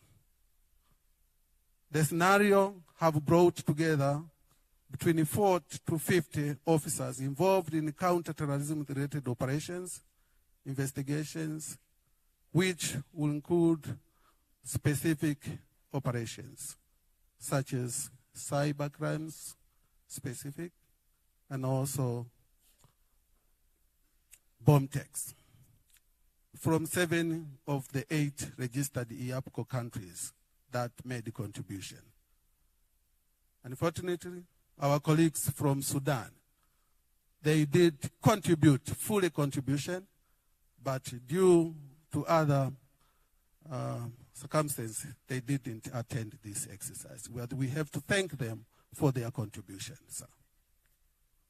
The scenarios are planning to involve the following role players, sir. There will be a team commander, the scenario commanders, the way we plan. There will be section operation commanders, investigators, border control authorities, intelligence, informants, first responders, legal advisors, prosecutions, as the results of our operations will end to the court to test how we can cooperate with our prosecutions during investigation of complex cases. This being the exercise, we have blue team, which will be the authorities operating in this exercise, but we have also arranged the red team, which will be the criminal sides. Sir, in this exercise, Honorable Sir, we have some expectation of outcome to the joint field training exercise. At the end of this exercise, it is expected that IAPCO member countries will have a better understanding and jointly conduct operations and benefit of the shared experience and expertise in combating terrorism, which include the following. They will increase combat readiness to respond to terrorist incidents, improved communication and understanding among IAPCO member countries on terrorist prevention measures. There will be improved situational awareness of IAPCO member countries on the state of transnational organized crime and its links to terrorist and violent extremism. The IAPCO member countries attended here are expected to use the standardized approach to counter-terrorism operations, investigation, and prosecutions. And that is the aims of our policy chiefs. That whenever we are called, we should not get surprised because we have done exercise together, so it's easy to cope up. Guest of honor, sir, at the end of this exercise, we are expected to improve cross-border cooperation between security agencies on the various operations. Lastly, but not least, we are expected to improve understanding of the complex nexus between terrorism and transnational organized crime, such as cattle wrestling, proliferation of firearms, terrorism financing, and among others, and strengthen regional intelligence collaboration and information sharing. Those are the expectations that we have to test whether these expectations will be improved. To do that, sir, we have various key appointment areas where we expect that we can reach to these expectation outcomes. Here, sir, we have a team of evaluators who will be evaluating our exercise and come up with a report what our police chiefs have asked us to do. With that few remarks, I thank you for listening and God bless you all. Thank you, sir.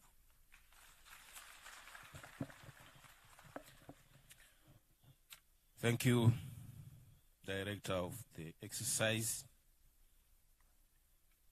Guest of honor, sir, allow me now to call Assistant Inspector General John Nduguze, Head of Regional Counterterrorism Center of Excellence, to give his remarks. Welcome, sir.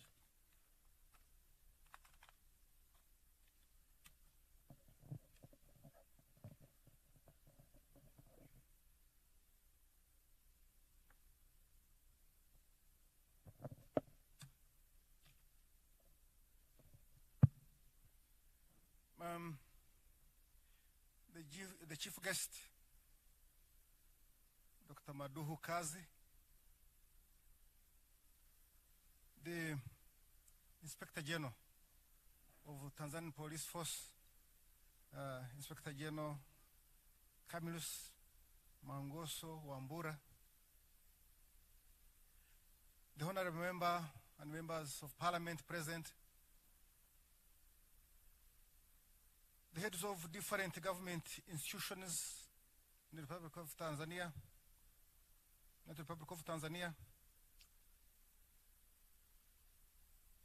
the IAPCO member countries present here,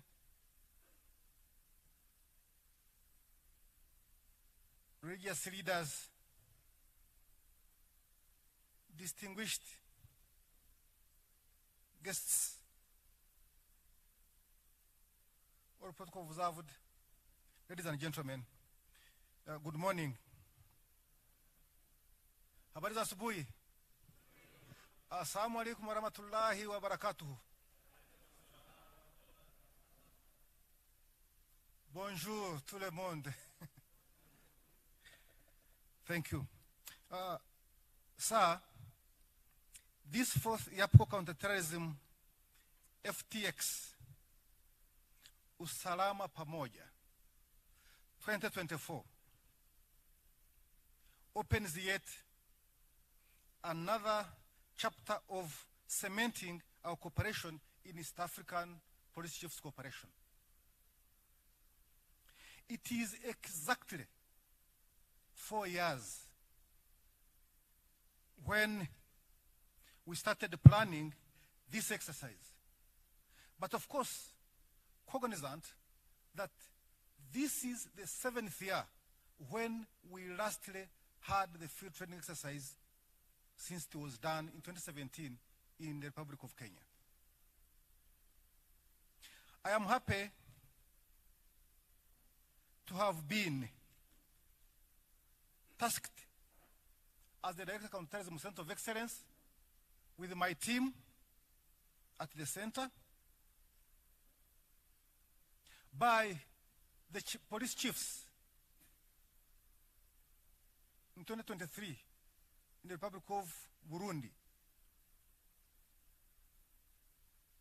and especially, to be specific, by you, the Inspector General of Tanzania, Inspector General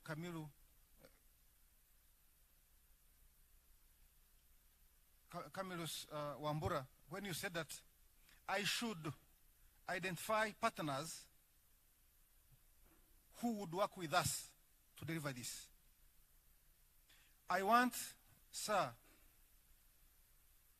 to take this opportunity to thank the ISS who came in to save us when UNODC could not do it, for both financial, technical support that we can now talk of today, in addition to the country's contributions. I want to thank that. Sir, also allow me to thank the Regional Bureau of Interpol, also which doubles as the Secretariat for the IAPCO countries, that made the coordination and made all of this to happen as we are now today. On thanking again, lastly, sir, allow me thank the United Republic of Tanzania with your leadership, that you allowed us and made us plan for this exercise since we started 4 years ago. And now the planning team and everybody that was involved, jameni hongera. Sir, my work and my team, I want to report that on my part, I have delivered 100%. 100% I have delivered kazi kwenu.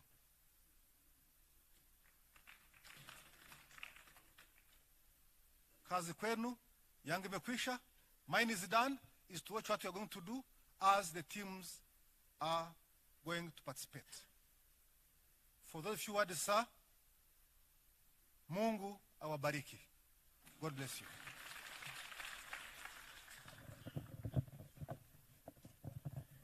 Thank you very much.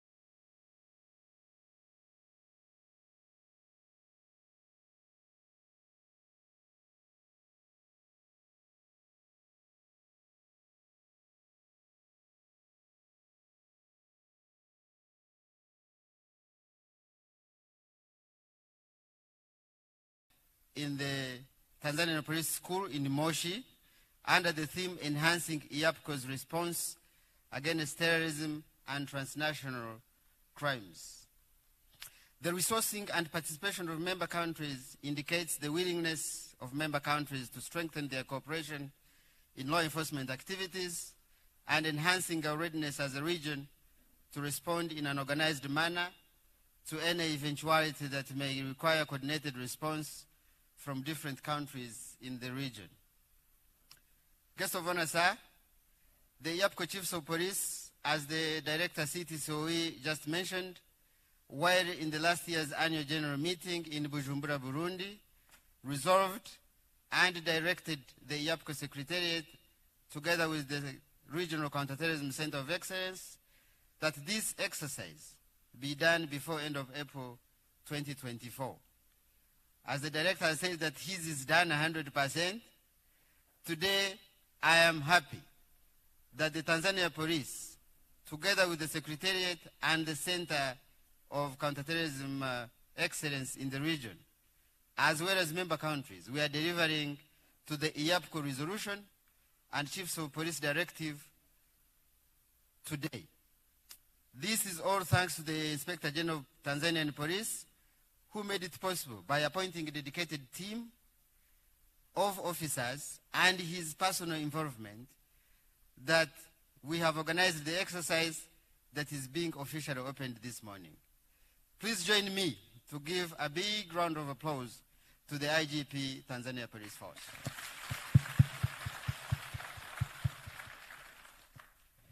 Guest of honor, sir, we have been here in this school since Saturday morning, going through the conceptual framework of this exercise and also honing some of the required skills during the real-life cases that we are exercising, which may resemble scenarios exercised in this field training exercise.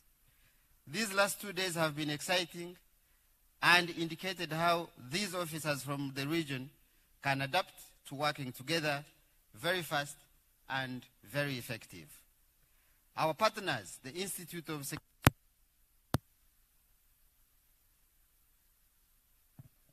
instrumental in this exercise.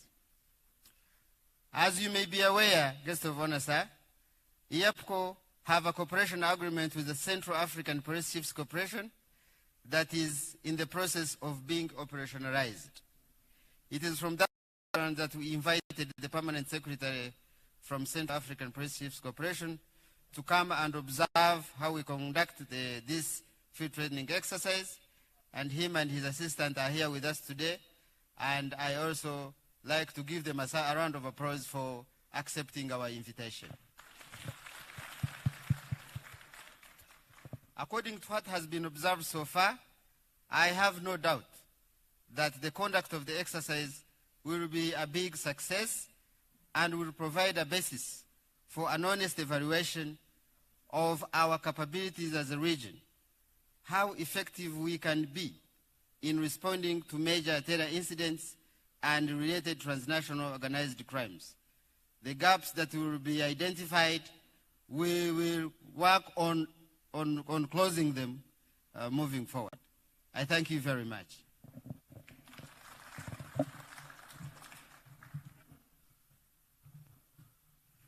Thank you very much, sir, for your remarks. Guest of honor, sir, after the remarks from the head of Regional Bureau, Nairobi, Mr. Paul Africa,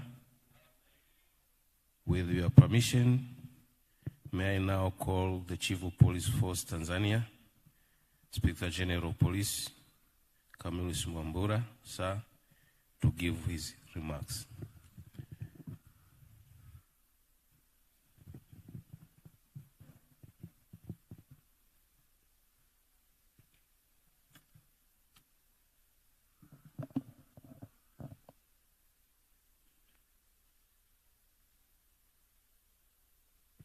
And after his remarks, he will welcome the guest of honor to give his remarks and the official open this FTX exercise.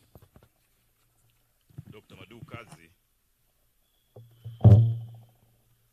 Deputy Permanent Secretary, Minister of Home Affairs, representing the Minister of Home Affairs, Honorable 𝙏𝙝𝙖𝙣𝙠 𝙔𝙤𝙬, Moshi District Commissioner, and who is representing the Kilimanjaro Regional Commissioner, Honorable Vita Rashidi Kawawa, Member of Parliament, and the Chairperson of Permanent Parliamentary Committee on Foreign Security,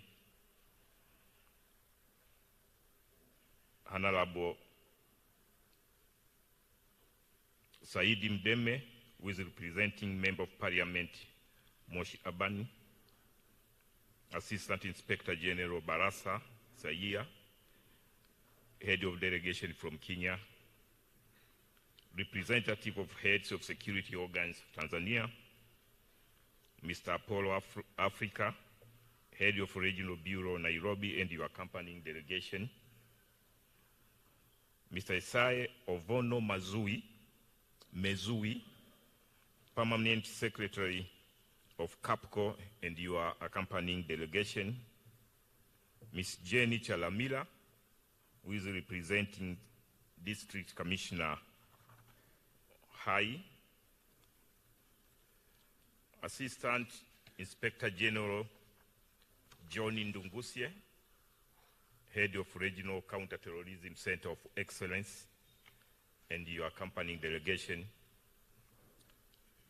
Mr. Martin Ewi, representative of the Institute of Security Studies, and your accompanying delegation, police commissioners and the deputy commissioners present, distinguished delegations from YAPCO member countries, senior police officers present, Honorable Engineer Zuberi Kidumo, I don't think if he's here, religious leaders, field exercise participants, organizing committee, members of the place, protocol observed. Good morning. Habari asubuhi.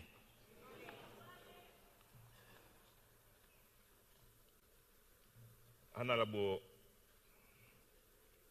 guest of honor, I'm here standing before you in two capacities.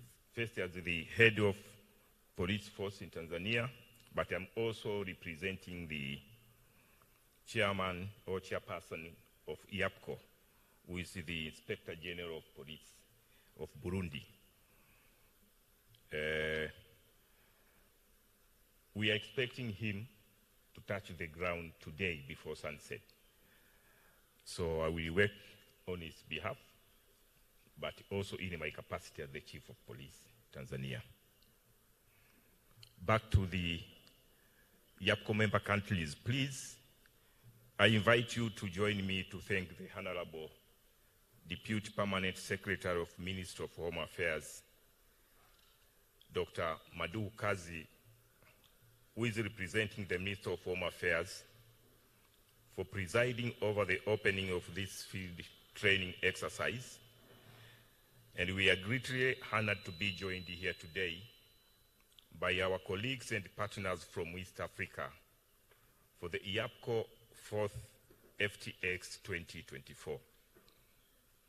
On behalf of the entire Tanzania Police Force, I cordially welcome you to Tanzania, particularly in Moshi, Kilimanjaro. Nasema karibuni sana.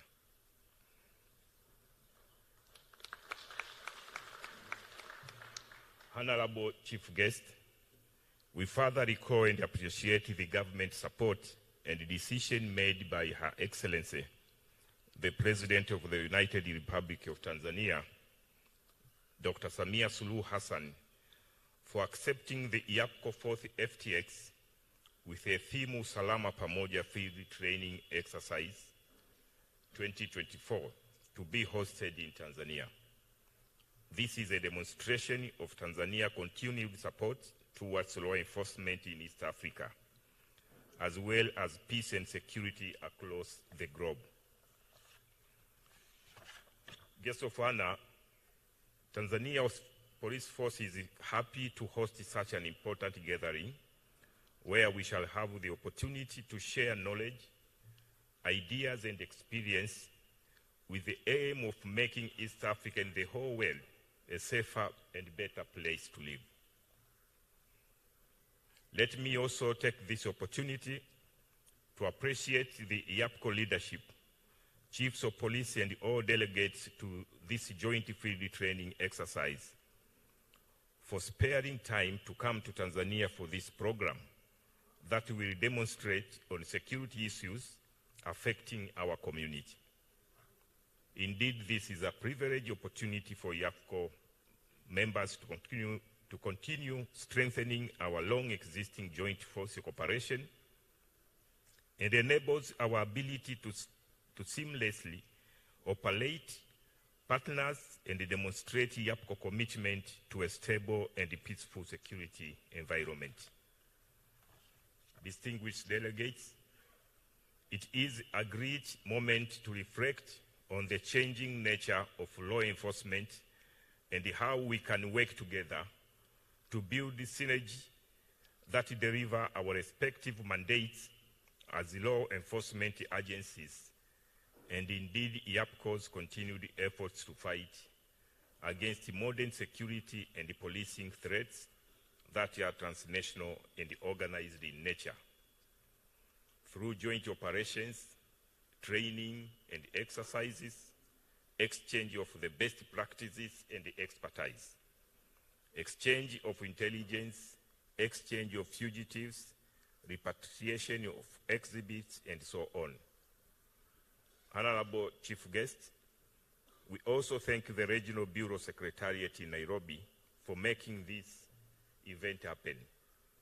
We further thank Counterterrorism Center of Excellence for coordinating the exercise, and lastly, but not least, we appreciate and recognize the Institute for Security Studies for financing one inject in this exercise, which is ghetto rustling. Honorable Chief Guests, on this note, I now would like to welcome you to officially open Usalama Pamoja Field Training Exercise 2024, and we are ready to receive your directives for further implementation. Thank you. Asanteni sana kwa kunisikiliza.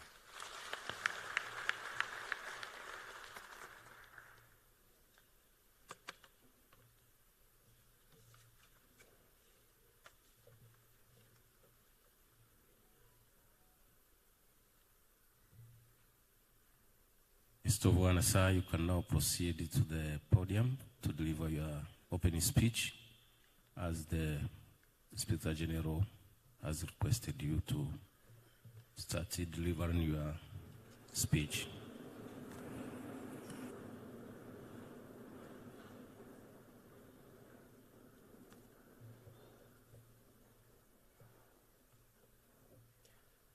May we sit down?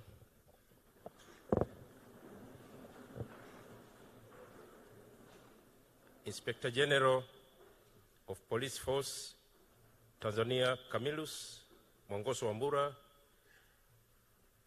who is the Chief of Tanzania Police Force, Honorable Zephania Sumaye, Moshi District Commissioner, representing Kilimanjaro Regional Commissioner, Honorable Vita Kawawa, who is a Member of Parliament and Chairperson of the Parliamentary Committee for Foreign Defense and Security Matters, Mr. Apollo Afrika, Head of Regional Bureau, Nairobi, and your accompanying delegation, Brigadier General Andrew Mugamba, who is representing Chief of Defense Forces, Tanzania, Mr. Alfred Senye, representing Director General of Intelligence Services, Tanzania, Thomas Fusi, representing Commissioner General of Immigration, Tanzania, Ayubu Akida, who is representing Director General of Prevention and Combating Corruption from Tanzania Bureau, all other delegates,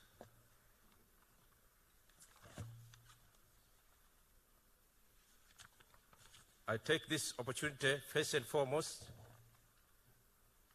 to thank our Almighty God for granting us this opportunity to gather here in this beautiful country of Tanzania.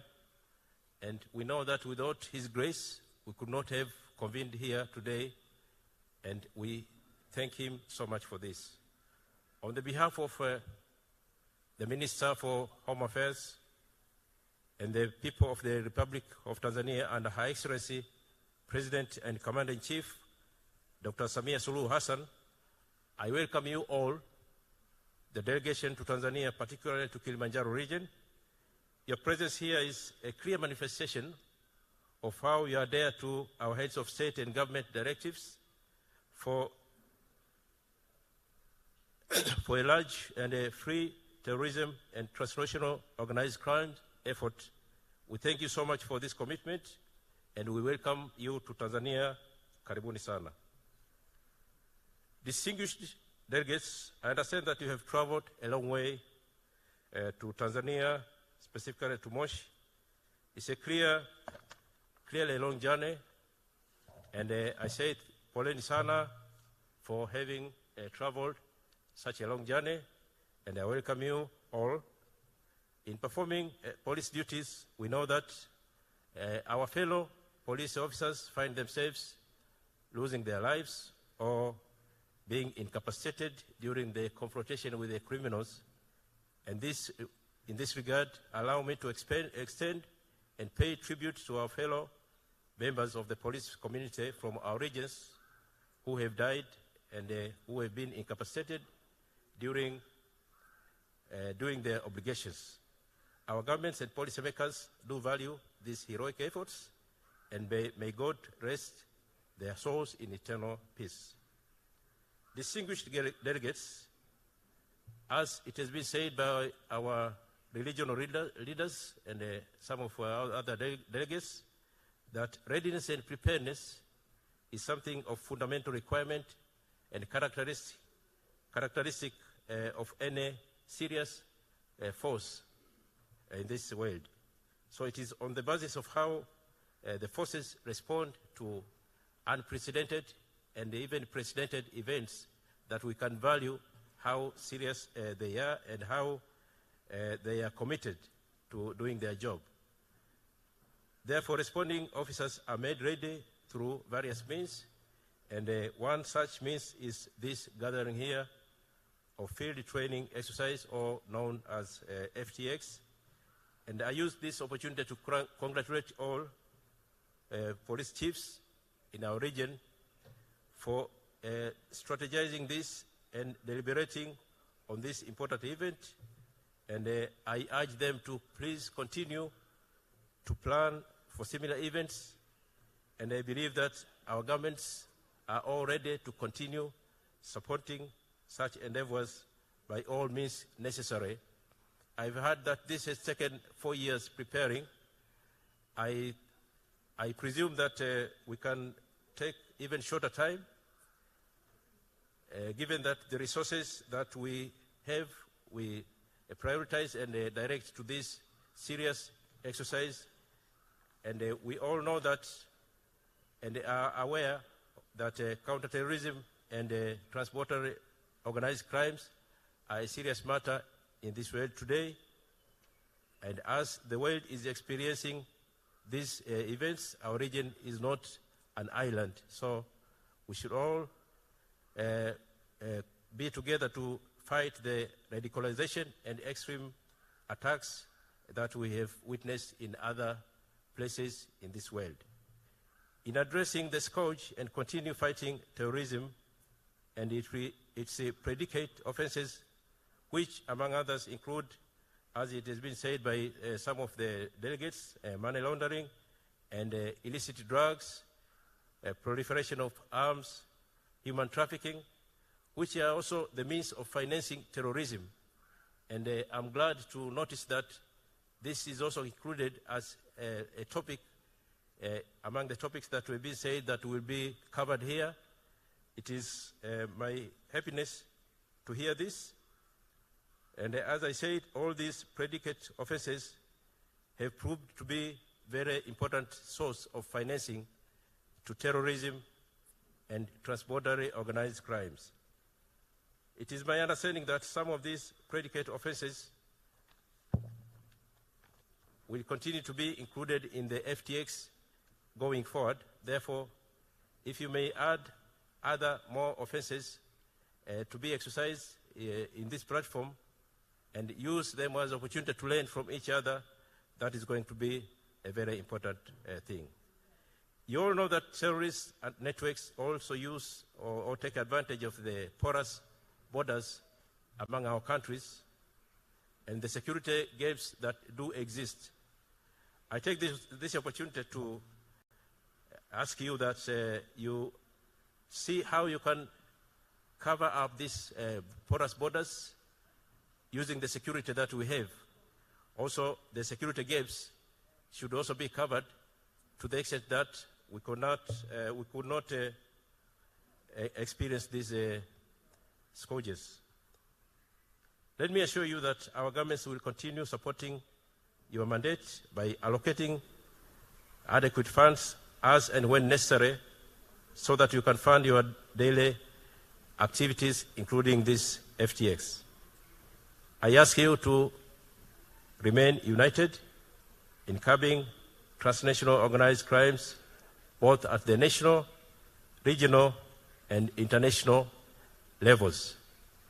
It is my sincere happiness that being together in exercises such as FTX is a very important symbol of being united in this region. And I want to use this opportunity to reiterate by welcoming you all to the United Republic of Tanzania. Tanzania Police Force and the Ministry of Home Affairs at large will be at your disposal to render any assistance as you may need. I ask you to take time to enjoy and practice this training as if you are in your home ground and make Tanzania your second home and also motherland. Besides, please enjoy the tourist atmosphere of Moshi region, Kilimanjaro, and Tanzania during this and after this exercise. But also, if you have enough opportunity, take time to also enjoy other tourist attractions that we have in this country, including the Serengeti and Ngorongoro. Make yourself comfortable there and enjoy that opportunity. At this juncture, I would like to declare that Usalama Pamoja field training exercise is officially opened, and I thank you very much for your attention, and may God bless you as you conduct your exercise. Thank you very much. Asanteni sana. May you all stand up, please, and clap for the...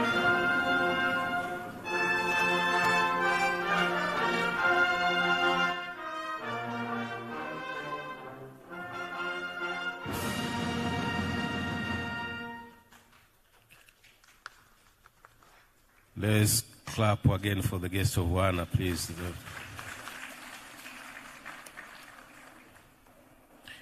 Guest of honor, sir, and the high table.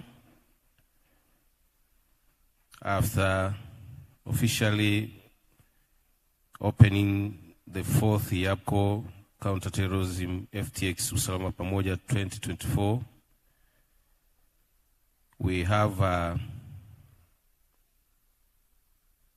some few activities to do before we proceed with our program.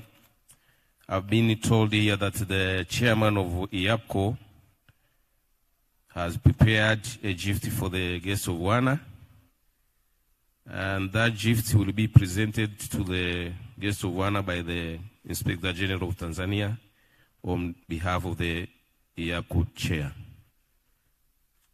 Please, the officer who has that present, can you come forward and hand over it to the Commission of Operation? I request you, guests of honor, to stand up and so that we can receive the gift.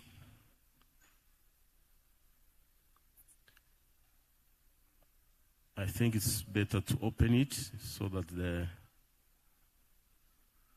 it can be seen.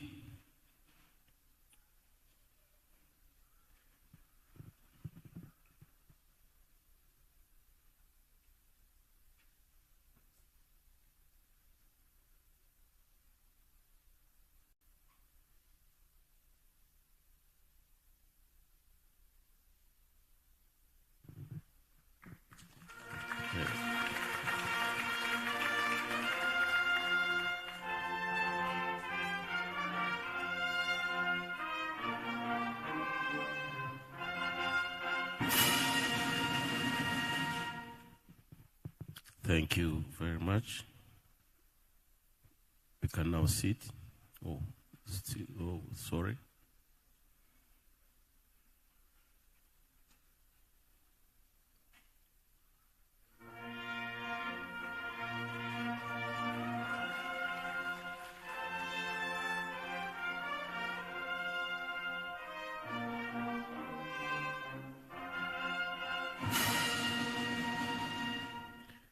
Thank you, sir. Guests of honor, sir, after that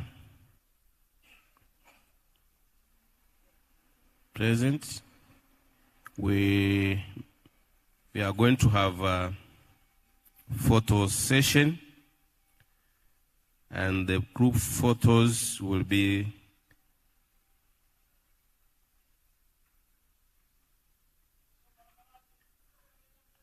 as follows. The first one will be the high table. First of all, guests of honor, the photo session will take place outside this assembly hall outside the academic block. So the first photo will be the high table. The second one will be high table and heads of delegation. That's the member countries who are participating in this field exercise. Also the representative of ICS and the CAPCO and delegates from Arabi Nairobi. The third one will be the high table plus members of the security organs. And the officer who is representing the District Commissioner for SIHA, also the Security Committee, the Regional Security Committee. The fourth one will be the high table and the Commissioners of Police plus DCPs. And the last one will be the high table and the local organizing committee. So the one who are supposed to go outside this assembly hall are the rank from the Assistant Commissioner of Police upwards, plus the high table. They are going to go outside this assembly hall to the academic block so that the photo session can take place. The others will remain here for tea, and after the tea, we are supposed to go back to Kilelepori to start the exercise. Thank you, sir. Guest of honor, I now request you to lead us to the area where the photo session will take place.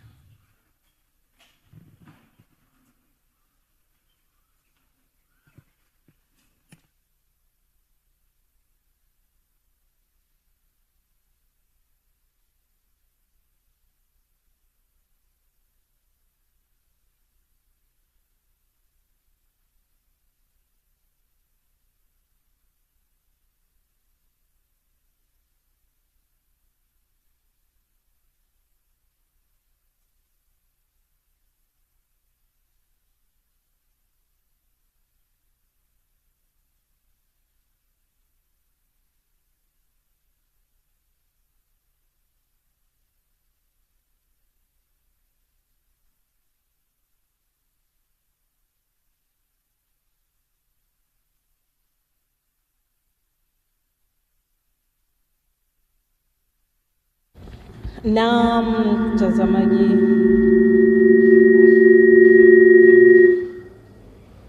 mtazamaji, wa Usalama TV, kama unavyoona basi tayari lile tukio rasmi la ufunguzi wa zoezi hili la ushirikiano umeshafanyika, ambapo mgeni rasmi Mheshimiwa Dr. Maduhu Kazi ambaye ni naibu katibu mkuu Wizara ya Mambo ya Ndani ya Nchi ndio amefungua rasmi zoezi hili. Na kumbuka kwamba Mheshimiwa Maduhu Kazi amemwakilisha Waziri wa Mambo ya Ndani ya Nchi, Mheshimiwa Injinia Mhandisi Hamadi Masauni mbunge.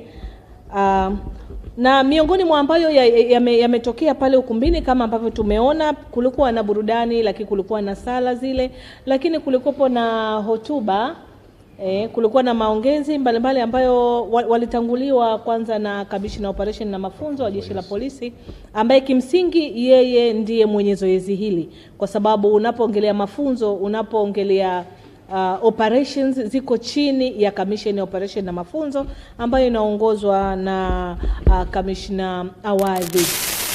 Kwa hiyo aliweza kutoa neno la ukaribisho, na baada ya hapo basi ratiba iliweza kuendelea kwa kupata maneno kutoka kwa mkurugenzi wa zoezi ambaye ni naibu kamishna wa polisi Goyai ambaye aliweza kueleza kuhusiana na zoezi hili, lakini baadaye basi aliweza kumkaribisha director wa CTC ambaye naye aliongea, na baadaye akamkaribisha mkuu wa RB kule Nairobi, ndugu Apollo Afrika, na baadaye tukaweza kuona mkuu wa Jeshi la Polisi Tanzania aliongea na kumkaribisha mgeni rasmi ambaye aliongea. Lakini vile vile pia kulikuwa na sehemu ya burudani, tuliweza kuona tumeona Superquata ambao wamewaburudisha wageni wetu. Mbali ya hapo pia kumekuwa na zawadi. Kuna zawadi ambayo mgeni rasmi alipewa, amekabidhiwa kupitia kwa mkuu wa Jeshi la Polisi Tanzania. Na hii ni ukarimu kwamba mgeni anapokuja nyumbani basi lazima aondoke na kitu chochote kama kumbukumbu ya tukio hili adhimu ambalo limetokea leo. Basi mtazamaji, lakini pia kama tulivyokuwa tumekufahamisha awali kwamba pamoja na mambo mengine yote, lakini pia tuliweza kupata wasaa wa kuzungumza na kujadiliana kidogo na mmoja kati ya waratibu wa zoezi hili ambaye aliweza kutufahamisha na kutuelezea zoezi hili hasa ni nini, lilianzaje, limetokea wapi, na kwa nini zoezi hili na kwa nini limekuja kufanyika Tanzania. Basi ni vizuri pia baadaye tutaweza kukuonesha ili uweze kujua, ili uweze kupata ABCD ya zoezi hili. Lakini vile vile Nova, kama tulivyomweleza awali mtazamaji, zoezi hili linaenda kufanyika katika nchi ya kufikirika, nchi ya kufikirika ambayo inaitwa Jamhuri ya Nchi ya Raha, ambayo imetengenezwa ndani ya mkoa wa Kilimanjaro. Ina mipaka na ina majirani, ina uongozi, ina shughuli mbalimbali za kiuchumi zinazoendelea katika nchi hiyo. Na wasema nchi hii ya kufikirika ina wakazi, asilimia kubwa ya wakazi wake ni vijana kati ya umri wa miaka 15, 18, yani wale vijana wale ambao ni barobaro.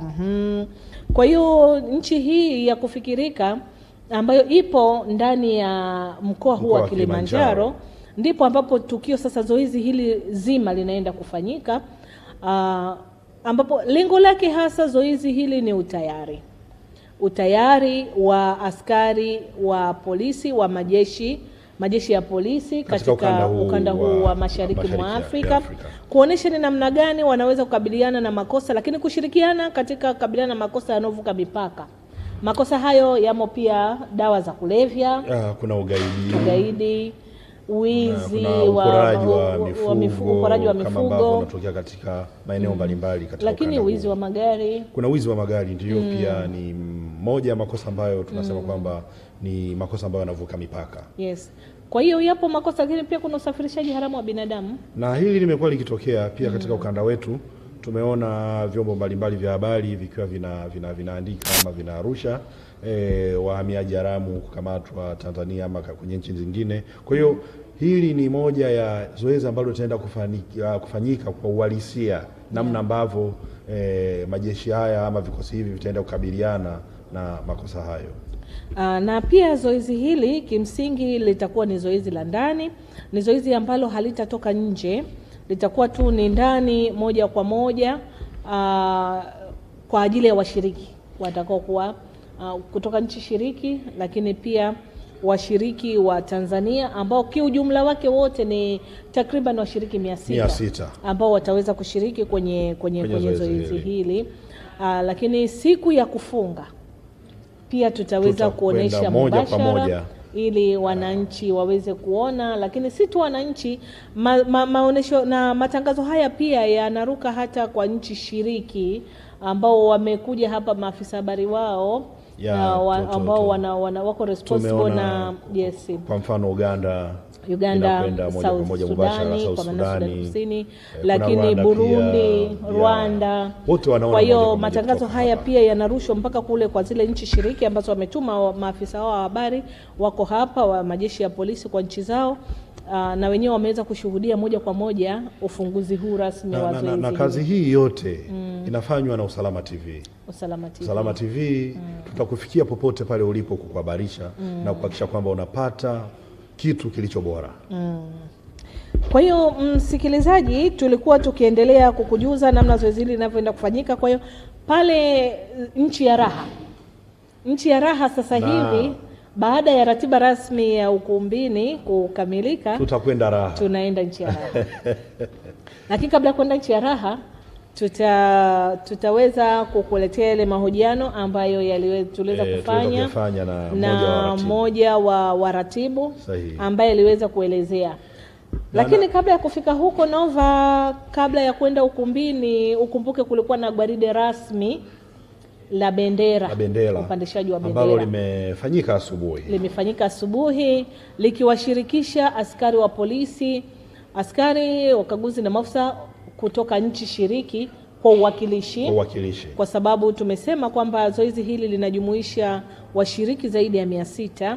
Kwa hiyo kulikuwa na wawakilishi kutoka hizo nchi shiriki ambao waliingia na gwaride likiongozwa na brass band ya jeshi la polisi Tanzania, na waliweza kuingia. Na baada ya gwaride kuingia, basi bendera ya IAPCO iliweza kuingizwa uwanjani. Na baada ya hapo wageni mbalimbali walikuwa wanaendelea kufika, lakini alipofika mkuu wa jeshi la polisi Tanzania ambaye ndiye mwenyeji wa tukio hili aliweza kupokea salamu ya mkuu. Na baada ya hapo na baada ya hapo basi tulimpokea mgeni rasmi ambaye ni naibu katibu mkuu Wizara ya Mambo ya Ndani ya Nchi, Dr. Maduhu Kazi, ambaye alipofika aliweza kupokea salamu ya mkuu. Na baada ya salamu ya mkuu, kamanda wa gwaride aliweza kumuomba mheshimiwa mgeni rasmi kugeuka. Unajua wakati wanaingia uwanja ule wa gwaride una upande ambao ya lile jukwaa lile kuu lilivyo pale, saluting dais inaitwa kitaalam, imeangalia upande ambapo gwaride lipo, lakini sasa alitakiwa kugeuka. Kwa hiyo aliombwa akageuka upande ambapo bendera zimesimikwa. Na basi pale uliweza kupigwa wimbo wa taifa wa Tanzania, kwa sababu ni ufunguzi, unapigwa kwanza wimbo wa nchi mwenyeji. Na ni heshima kubwa. Baada ya hapo ulipigwa wimbo wa Interpol, na baada ya wimbo wa Interpol kupigwa, bendera zilipandishwa na hizi ni bendera za washiriki kwa nchi zote 14. Na zimepandishwa na askari wetu wa jeshi la polisi Tanzania kwa ukakamavu na wakiongozwa na mkaguzi msaidizi wa polisi Emmanuel Semfukwe. Na baada ya hapo kamanda wa gwaride alimuomba mheshimiwa mgeni rasmi ambaye aligeuka kuangalia tena ule upande wa gwaride ulipokuwepo vikosi. Na hapo basi kamanda wa gwaride aliweza kumwomba mheshimiwa mgeni rasmi aweze kulitoa gwaride uwanjani, kwa sababu tayari ile kazi ya msingi ambayo walitoka kufanya ilishafanyika. Hili lilikuwa ni gwaride maalum kwa ajili ya kupandisha bendera. Na huu wote ni utaratibu wa kijeshi. Kumbuka kwamba Tina, jeshi lina utaratibu. Na kila kitu kinakwenda kwa paredi. Hata kwenda kupeleka zawadi ni paredi. Kwa hiyo kila kitu kinakwenda kwa utaratibu, na wanakuambia hata kula pia ni paredi. Kwa hiyo ni tunatambua yale yote ambayo yamepangwa kufanyika. Basi baada ya hapo gwaride liliweza kutoka nje ya uwanja ule, likiongozwa na Tanzania. Nyuma ya Tanzania walikuwa Burundi. Yes. Baada ya Burundi Kenya walifuata Ethiopia, alafu Rwanda, Sudani Kusini na kisha Uganda na mwisho kabisa brass band ya. Nimeweza kuona kitu kimoja kwa kikosi cha Sudani ya Kusini. Hawa jamani warefu. Kwa kweli ni warefu. Nimefurahishwa na height yao, na kimsingi kwa kweli tunaona namna ambavyo hizi nchi zina mambo mbalimbali ambayo yanafurahisha. Nilisimama pembeni ya mmoja kutoka Sudani, nilijikuta na karibia kufika kwenye hapa. Unajua unamfikia hapa. Nikasema wakati unaongea unamwambia inama kidogo.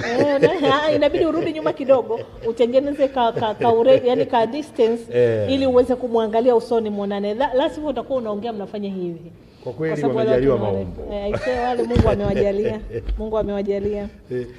Kwa hiyo baada ya kutoka waliweza kwenda ukumbini, ambapo tuliweza kushuhudia ratiba ya ukumbini jinsi ilivyokuwa. Kulikuwa na sala na dua zilizoongozwa na viongozi wa dini. Baada ya hapo kukawa sasa na utambulisho uliofanywa na muongoza shughuli wa leo ambaye ni msemaji wa Jeshi la Polisi Tanzania, Naibu Kamishna wa Polisi David Misime. Na baada ya hapo basi kukawa na ule wimbo maalum kutoka kwa Super Kwata.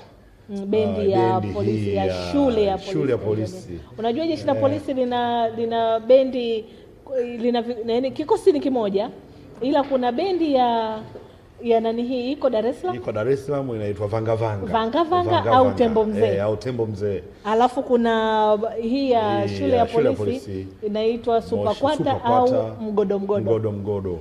Na hawa ni watu ambao huwa wanatoa vitu vya maana sana. Kama kuna maazimisho mbalimbali ya kitaifa huwa wanatumika pia kutunga nyimbo mbalimbali kwa ajili ya kuhamasisha shughuli mbalimbali za kitaifa. Na walifanya burudani nzuri sana kwa kweli, na baada ya burudani ile basi ndipo tulipoanza sasa kusikiliza zile nasaha na maelezo mbalimbali kutoka kwa viongozi, wakitanguliwa na Kamishna Operation na mafunzo ambaye alitoa neno la ukaribisho. Na baada ya hapo basi yule mkurugenzi wa zoezi naye akaelezea technicalities za hili zoezi na nini watu wapate kuelewa. Lakini pia mkuu yule wa kituo cha kukabiliana na ugaidi, mkurugenzi naye aliweza kuongea. Halafu tukapata pia maneno kutoka kwa Rabi Nairobi, mkuu wa Interpol ambaye ni wa makao makuu kwa ukanda huu. Makao makuu iko Nairobi. Na baada ya hapo mkuu wa Jeshi la Polisi Tanzania aliweza kuongea. Na kwenye moja ya maneno ya mkuu wa Jeshi la Polisi Tanzania amemshukuru Mheshimiwa Rais Samia Suluhu Hassan kwa kukubali ama kuridhia zoezi hili kufanyika katika ardhi ya Tanzania. Na bila kuridhia kwa Mheshimiwa Rais, bila kuliwezesha hakika lisingefanyika. Tunamshukuru Mheshimiwa Rais. Alafu kwa kumtaja Mheshimiwa Rais ujue Mheshimiwa Rais amefanya makubwa sana kwa Jeshi la Polisi Tanzania. Sahihi, na tunaona katika kipindi chake cha miaka mitatu kuna mambo mengi makubwa sana yamefanyika kwa Jeshi la Polisi. Mafanikio ni makubwa. Ameongeza bajeti imeongezwa sana, lakini mbali ya kuongezwa bajeti tumeona vituo vya polisi vya kisasa.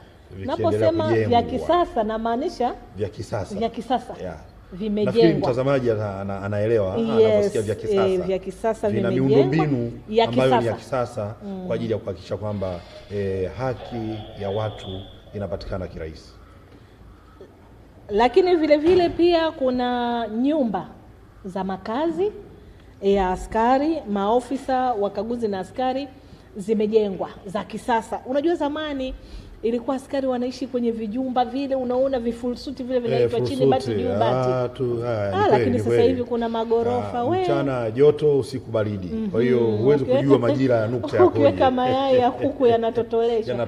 Lakini sasa hivi watu wanaishi kwenye nyumba za kisasa. Askari polisi, wa maofisa wakaguzi wamejengewa nyumba safi nzuri za kisasa, magorofa. Ni kazi ya Mheshimiwa Rais. Na hiyo yote imefanyika ndani ya miaka mitatu. Lakini tena usisahau kuna jambo moja ambalo Mheshimiwa Rais kwa kweli amelifanya. Ajira. Kwanza kabla hujafika kokote, ajira. Aise, katika kipindi ambacho Jeshi la Polisi Tanzania limefanikiwa kuajiri ni kipindi hiki. Ndani ya hiki kipindi cha miaka mitatu ya ajira zimefululiza Ni sahihi, huko sahihi. Na hii yote ni kuimarisha Jeshi la Polisi ili liweze kuwafikia watu wote. Kabisa, ajira mpya na ajira mbadala zimepatikana, lakini kubwa zaidi ambalo halijawahi kutokea bwana ni vyeo. Katika historia ya Jeshi la Polisi, vyeo. Wewe pia ni shahidi. Na mimi ni shahidi na ni miongoni mwa wale watu ambao wamenufaika na upandishaji na wewe ukiwemo. Sahihi kabisa. Ni miongoni mwa wanufaika. Tumeweza kupata na sisi kunufaika kupata vyeo katika kipindi hiki cha miaka mitatu ya serikali. Kwa sasa wewe ni mrakibu msaidizi wa Jeshi la Polisi Tanzania. Sasa mrakibu msaidizi wa Jeshi la Polisi Tanzania. Na bado vinaendelea kuja. Kwa rehema za Mwenyezi Mungu.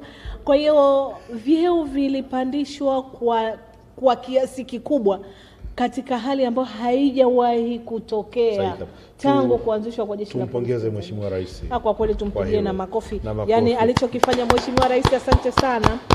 Kwa ulichotufanyia Jeshi la Polisi. Maboresho ni makubwa, ni mazuri sana kiasi kwamba yani sijui kama kuna mtu basi atakuwa mchawi. Lakini pia tuwapongeze viongozi wa Jeshi la Polisi Tanzania. Kwa kweli chini ya uongozi wake mkuu wa Jeshi la Polisi Tanzania, mtu makini sana. Hana maneno mengi. Haongei sana, lakini vitendo ni vikubwa. Ni vitendo. Mzee wa quality. Ni vikubwa vitendo. Yaani ni anapenda quality sio quantity. Mkuu wa Jeshi la Polisi Tanzania ndio sifa yake kubwa. IGP Camillus na kota alikopita anatambulika na anajulikana. Kamanda mwenyewe wa ukweli. Kwa kweli chini ya uongozi wa Fada IGP Camillus Wambura mambo ni mazuri sana. Naweza hata kushuhudia, unaona tumeweza kuwa hata kwa Jeshi la Polisi sasa tuko vizuri. Kiteknolojia mnaweza kuona hata sisi tuko vizuri sana na tulisema kwamba tutaungana na mratibu mmoja kati ya waratibu, na bahati nzuri ameshafika. Tunaweza tukaendelea naye kwa ajili ya kuongelea zoezi hili leo asubuhi mpaka hapa tulipo, ili walau wananchi watazamaji waweze kufahamu ni kitu gani hasa kinaendelea. Karibu sana mtaalamu bwana, sisi tumekusubiri kwa hamu kubwa sana. Basi mtazamaji, tumeungana naye 𝙏𝙖𝙧 ambaye yeye ni mrakibu msaidizi wa polisi. Ni miongoni mwa waratibu. Cheo chake ni mrakibu msaidizi, kwa Kiingereza anaitwa Assistant Superintendent of Police, na yeye akiwa ni miongoni mwa wale wanufaika wa vile vyeo vilivyopatikana kipindi cha miaka mitatu ya serikali ya Mama Samia Suluhu Hassan. Ile ni tsunami ile ya vyeo. Kwa hiyo lakini pia ni miongoni mwa waratibu. Basi anaweza akatufahamisha mawili matatu kuhusiana na zoezi hili ili wewe mtazamaji uweze kuelewa japo kwa uchache tu hivi. Karibu sana 𝙏𝙖𝙧. Asante. Tunajua unayo majukumu mengi sana kuhakikisha kwamba zoezi hili linaendelea vizuri, lakini kwa kifupi tunaposema hii FTX ni kitu gani? Labda msikilizaji angependa kufahamu FTX ni kitu gani, kimetokea wapi na kwa nini kimekuja Tanzania? Hili ni zoezi la medani ambalo linatokea kwa uhalisia na linahusianisha uwepo wa visa au matukio ambayo yanaakisi uhalisia wa matukio yanayotokea katika hali ya kawaida. Zoezi hili huwa linajengwa katika eneo la kufikirika. Kwa hiyo kwa zoezi hili la sasa, kama wewe ulisikia wakati wa ufunguzi, limesimikwa katika nchi ya kufikirika inayoitwa Jamhuri ya Raha. Ndio. Kwa hiyo lina historia yake, na historia kuu ni ile ambayo inaakisi utimizaji au utekelezaji wa standard operating procedures za IAPCO ambazo zimewekwa kwa ajili ya nchi zote wanachama kuzifuata. Kama ambavyo leo tulimsikia Head of Warabi Nairobi wakati akiongea katika ufunguzi kwamba Mheshimiwa Polo Afrika Polo Afrika akizungumza kwamba mategemeo yetu ni kwamba tutaangalia katika zoezi hili utekelezaji wa ile standard operating procedures, na tukiona gaps maana yake ndio wakati utakuwa sahihi wa kufanya maboresho ya document hiyo ili iweze kusaidia nchi za Mashariki mwa Afrika kuweza kusimamia au kuweza kupambana na matukio yanayohusiana na ugaidi na makosa yanayovuka mipaka. Lengo hasa la zoezi hili ni nini? Ni kutengeneza utayari wa nchi za YAPCO kwa ajili ya kupambana na changamoto ya ugaidi pamoja na makosa yanayovuka mipaka. Kwa hiyo ndio simu ya zoezi hili kwamba tunatengeneza uwezo wa ukanda wa YAPCO kuweza kuwa tayari kufanya kazi kwa pamoja katika kupambana na changamoto za ugaidi na pamoja na makosa yanayovuka mipaka. Unafikiri ni kwa nini tunatengeneza utayari? Tuna changamoto za ugaidi katika eneo la YAPCO, na hasa ikizingatiwa kwamba tuna tatizo Somalia ambapo al-Shabaab na ISIS Somalia wanasumbua. Tuna tatizo la ADF kule nchini DRC Congo ambaye ni mwanachama wa YAPCO. Kwa hiyo kwa ukanda wa YAPCO kufanya zoezi la utayari kwa nchi zao kuweza kupambana kwa pamoja na matukio hayo ni swala ambalo alikwepeki. Okay. Kwa hiyo Tanzania kufanyika kwa hili zoezi hapa, Tanzania tunafaidika vipi? Kwanza kwa jeshi la polisi Tanzania, lakini kwa nchi kama nchi. Cha kwanza ni mafunzo, ni zoezi la mafunzo. Kwa hiyo mafunzo yatakayotokea katika zoezi hili yatanufaisha pia askari wetu takriban 80 watakaoshiriki zoezi hili na kuongeza weledi wao katika utekelezaji wa kazi zao za kila siku, na pia itatutengenezea sisi kama Tanzania uwezo wa kushirikiana na nchi nyingine katika kupambana na changamoto ambazo zimo ndani ya zoezi hili na kutengeneza standard operating procedures ambazo zitatusababisha tufanye kazi bila kujikwaza na kugongana. Kwa hiyo zoezi hili lina faida kubwa kwetu, na pia kwa upande mwingine kiuchumi linachangia pia uchumi wa nchi, kwa sababu watu wanatoka nchi tofauti wanakuja hapa wanatumia fedha zao kwa ajili ya kuboresha zoezi hili pamoja na mambo yao binafsi. Lakini pia mahusiano kati ya askari wa polisi wa nchi na nchi, mara nyingine hata tulivyokuta baada ya watu kufika walikuwa wanahofiana. Baada ya kuingia kwenye kambi moja tumekuta siku mbili hizi watu wakiwa na urafiki, watu wakiongea pamoja, wakipiga picha pamoja na wakizishare picha zao katika mitandao ya ndani, kwa sababu mpaka sasa hatujaruhusu bado kushare picha hizo kwenye mitandao ya nje. Kwa hiyo picha zao tunaziona kwamba wanashare picha zao wakiwa wanapiga picha za pamoja, kwamba urafiki umetengenezwa kati ya askari wa polisi wa majeshi tofauti. Na baada ya zoezi hili tarehe 17 wananchi wa nchi hizi za ukanda wa Mashariki ya Afrika wategemee kuona nini au kupata nini? Lengo la kuona mabadiliko pale palipokuwa dhaifu pataimarishwa, kwa sababu baada ya zoezi hizi tuna kitu kinaitwa after action review ambayo itaangalia mapungufu ya kila eneo na kuyaadresi kwa ajili ya kufanya marekebisho. Kwa hiyo kila nchi itatoka hapa ikiwa na marekebisho yanayoweza kuwafanya wafanye kazi vizuri katika uwezo na standard ambazo zinatakiwa. Kwa hiyo tutegemee kwamba baada ya zoezi hili pengine kama kuna tukio litatokea basi linaweza kukabiliwa ipasavyo. Lakini bila shaka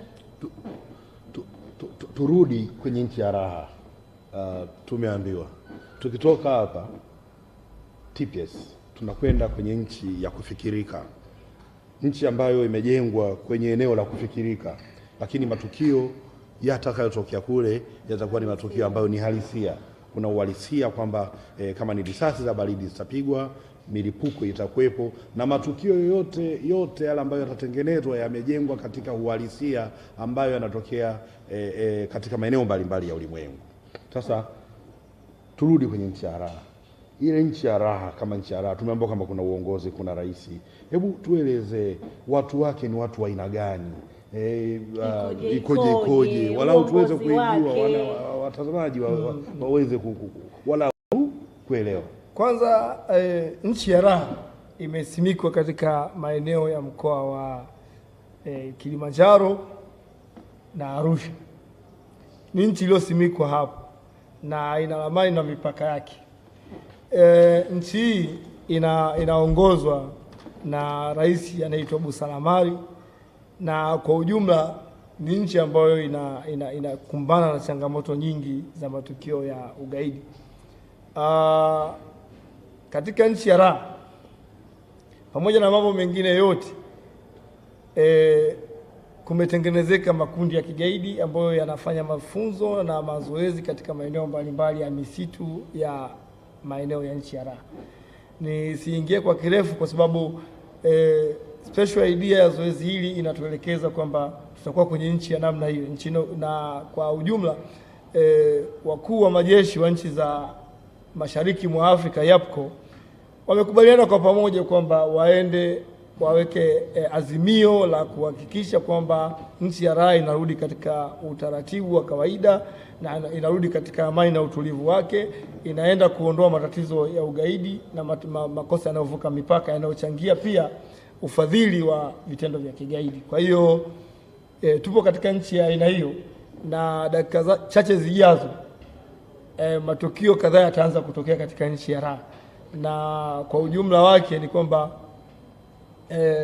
askari wa majeshi ya polisi ya YAPCO watakuwa wanafanya kazi jointly, ndio tunatengeneza vitu vinaitwa joint operation centers. Moja iko hapa ambako ni makao makuu ya nchi ya raha, na nyingine iko katika eneo la field ambako wamejiandaa kwa ajili ya kufanya utaratibu wa pamoja wa nchi zote, kutengeneza, kuchangia rasilimali zao, kuchangia askari wao, kuchangia ule uwezo wao na utaalamu wao kuweza kupambana na matukio haya. Kwa hiyo baada ya muda mchache tutaona uwezo wa askari wetu kuweza kufanya kazi kwa pamoja katika kukabiliana na changamoto mbalimbali. Na ni matukio gani hasa ambayo tuyategemee kuyaona ama kuyasikia kutoka kwenye nchi ya raha? Matukio yanayotegemewa hapa ni yale ambayo mkurugenzi wa zoezi hili afande DCP 𝙏𝙼𝙖 katika kikao cha leo alikuwa ametoa kwamba yatakuwepo matukio ya ugaidi, matukio ya usafirishaji haramu wa binadamu, na vile vile matukio ya uporaji wa mifugo inayovushwa kutoka mpaka mmoja kwenda mpaka mwingine.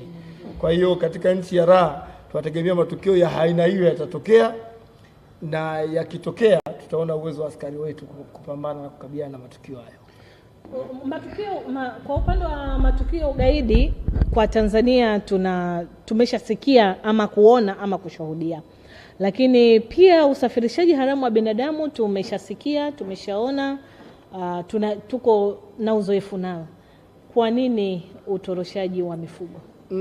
Swala la mifugo ni protocol ambayo majeshi ya polisi ya ukanda wa Afrika Mashariki na tunasema Central African Police Chiefs Cooperation CAPCO wamekubaliana kwamba tutashirikiana katika protocol ya kuhakikisha tunazuia uporaji huo. Kwa hiyo katika nchi za wenzetu wa Afrika ya Kati pamoja na baadhi ya nchi za Mashariki mwa Afrika zina tatizo la uporaji wa mifugo inayovushwa mpaka. Kwa mfano siku ya jana watu wa Uganda walitoa pia scenario na jinsi ambavyo wanakabiliana na matatizo wakati wa exercise clinic, kwamba wao wana matatizo ya keso rasmi, na wenzetu pia wa Sudani Kusini nao wanakiri kwamba kwao kuna tatizo la keto rasmi.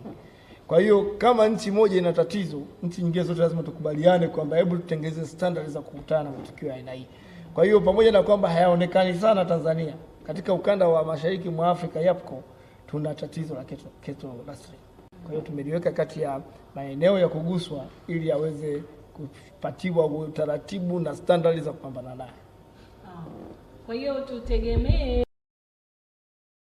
sasa matukio hayo ya keto rustling ambayo yatatokea na namna ya kukabiliana nayo. Kila mpenzi mtazamaji kutulia kwenye skrini yake kuona kwamba matukio ya keto rustling yatatokea. Matukio haya yatakuwa yanaonyeshwa kwa wananchi? Tutakuwa ni matukio ya kizoezi, na pale endapo yatakuwa ni kwa ajili ya kushia kwa wananchi tutakubaliana atakwenda kwa wananchi, lakini kwa sasa yatakuwa ni matukio ya zoezi. Washiriki wa zoezi wote tutakuwa live tukiyaona. Mimi nitakuwa niko ofisini hapa, lakini nitaona hayo matukio na yatasababisha, katika kuona kwangu yatasababisha matukio mengi zaidi, kwa sababu kama coordination ya zoezi tunatakiwa tuone makosa na tuyatengenezee utaratibu wa kwamba kosa hili likifanyika linaweza kusababisha tatizo lingine.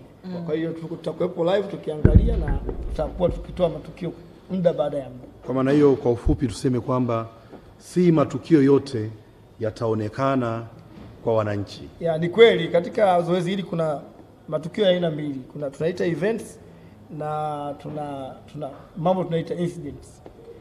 Events zote za zoezi hili zitakuwa zinaonekana, lakini incidents za tukio hili zitakuwa ziko ndani ya zoezi zikiwa zimefichwa mpaka pale itakapokuwa inabidi stoke.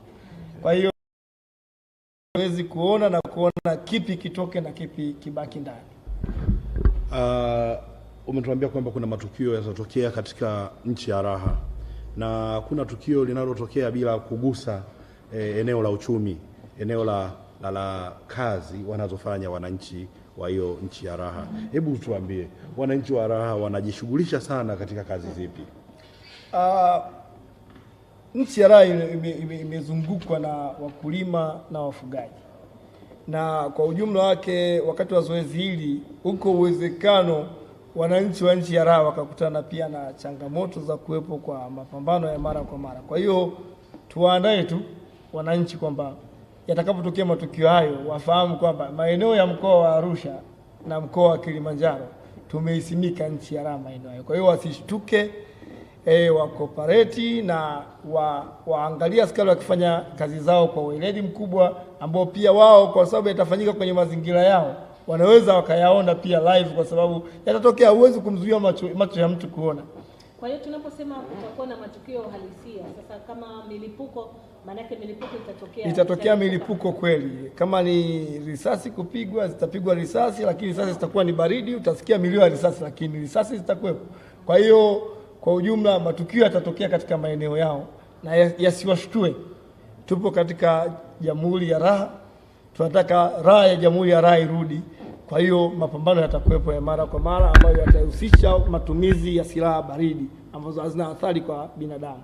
Kwa hiyo wale wananchi wa maeneo ambayo nchi ya raha imesimikwa, Kilimanjaro na mkoa wa Arusha, wawe tayari pia kuona askari wao wakijifunza katika maeneo yao, na wasizuie mazoezi yao kufanyika, kwa sababu ni kwa mustakabali wa usalama wa nchi wanachama wa YAPCO.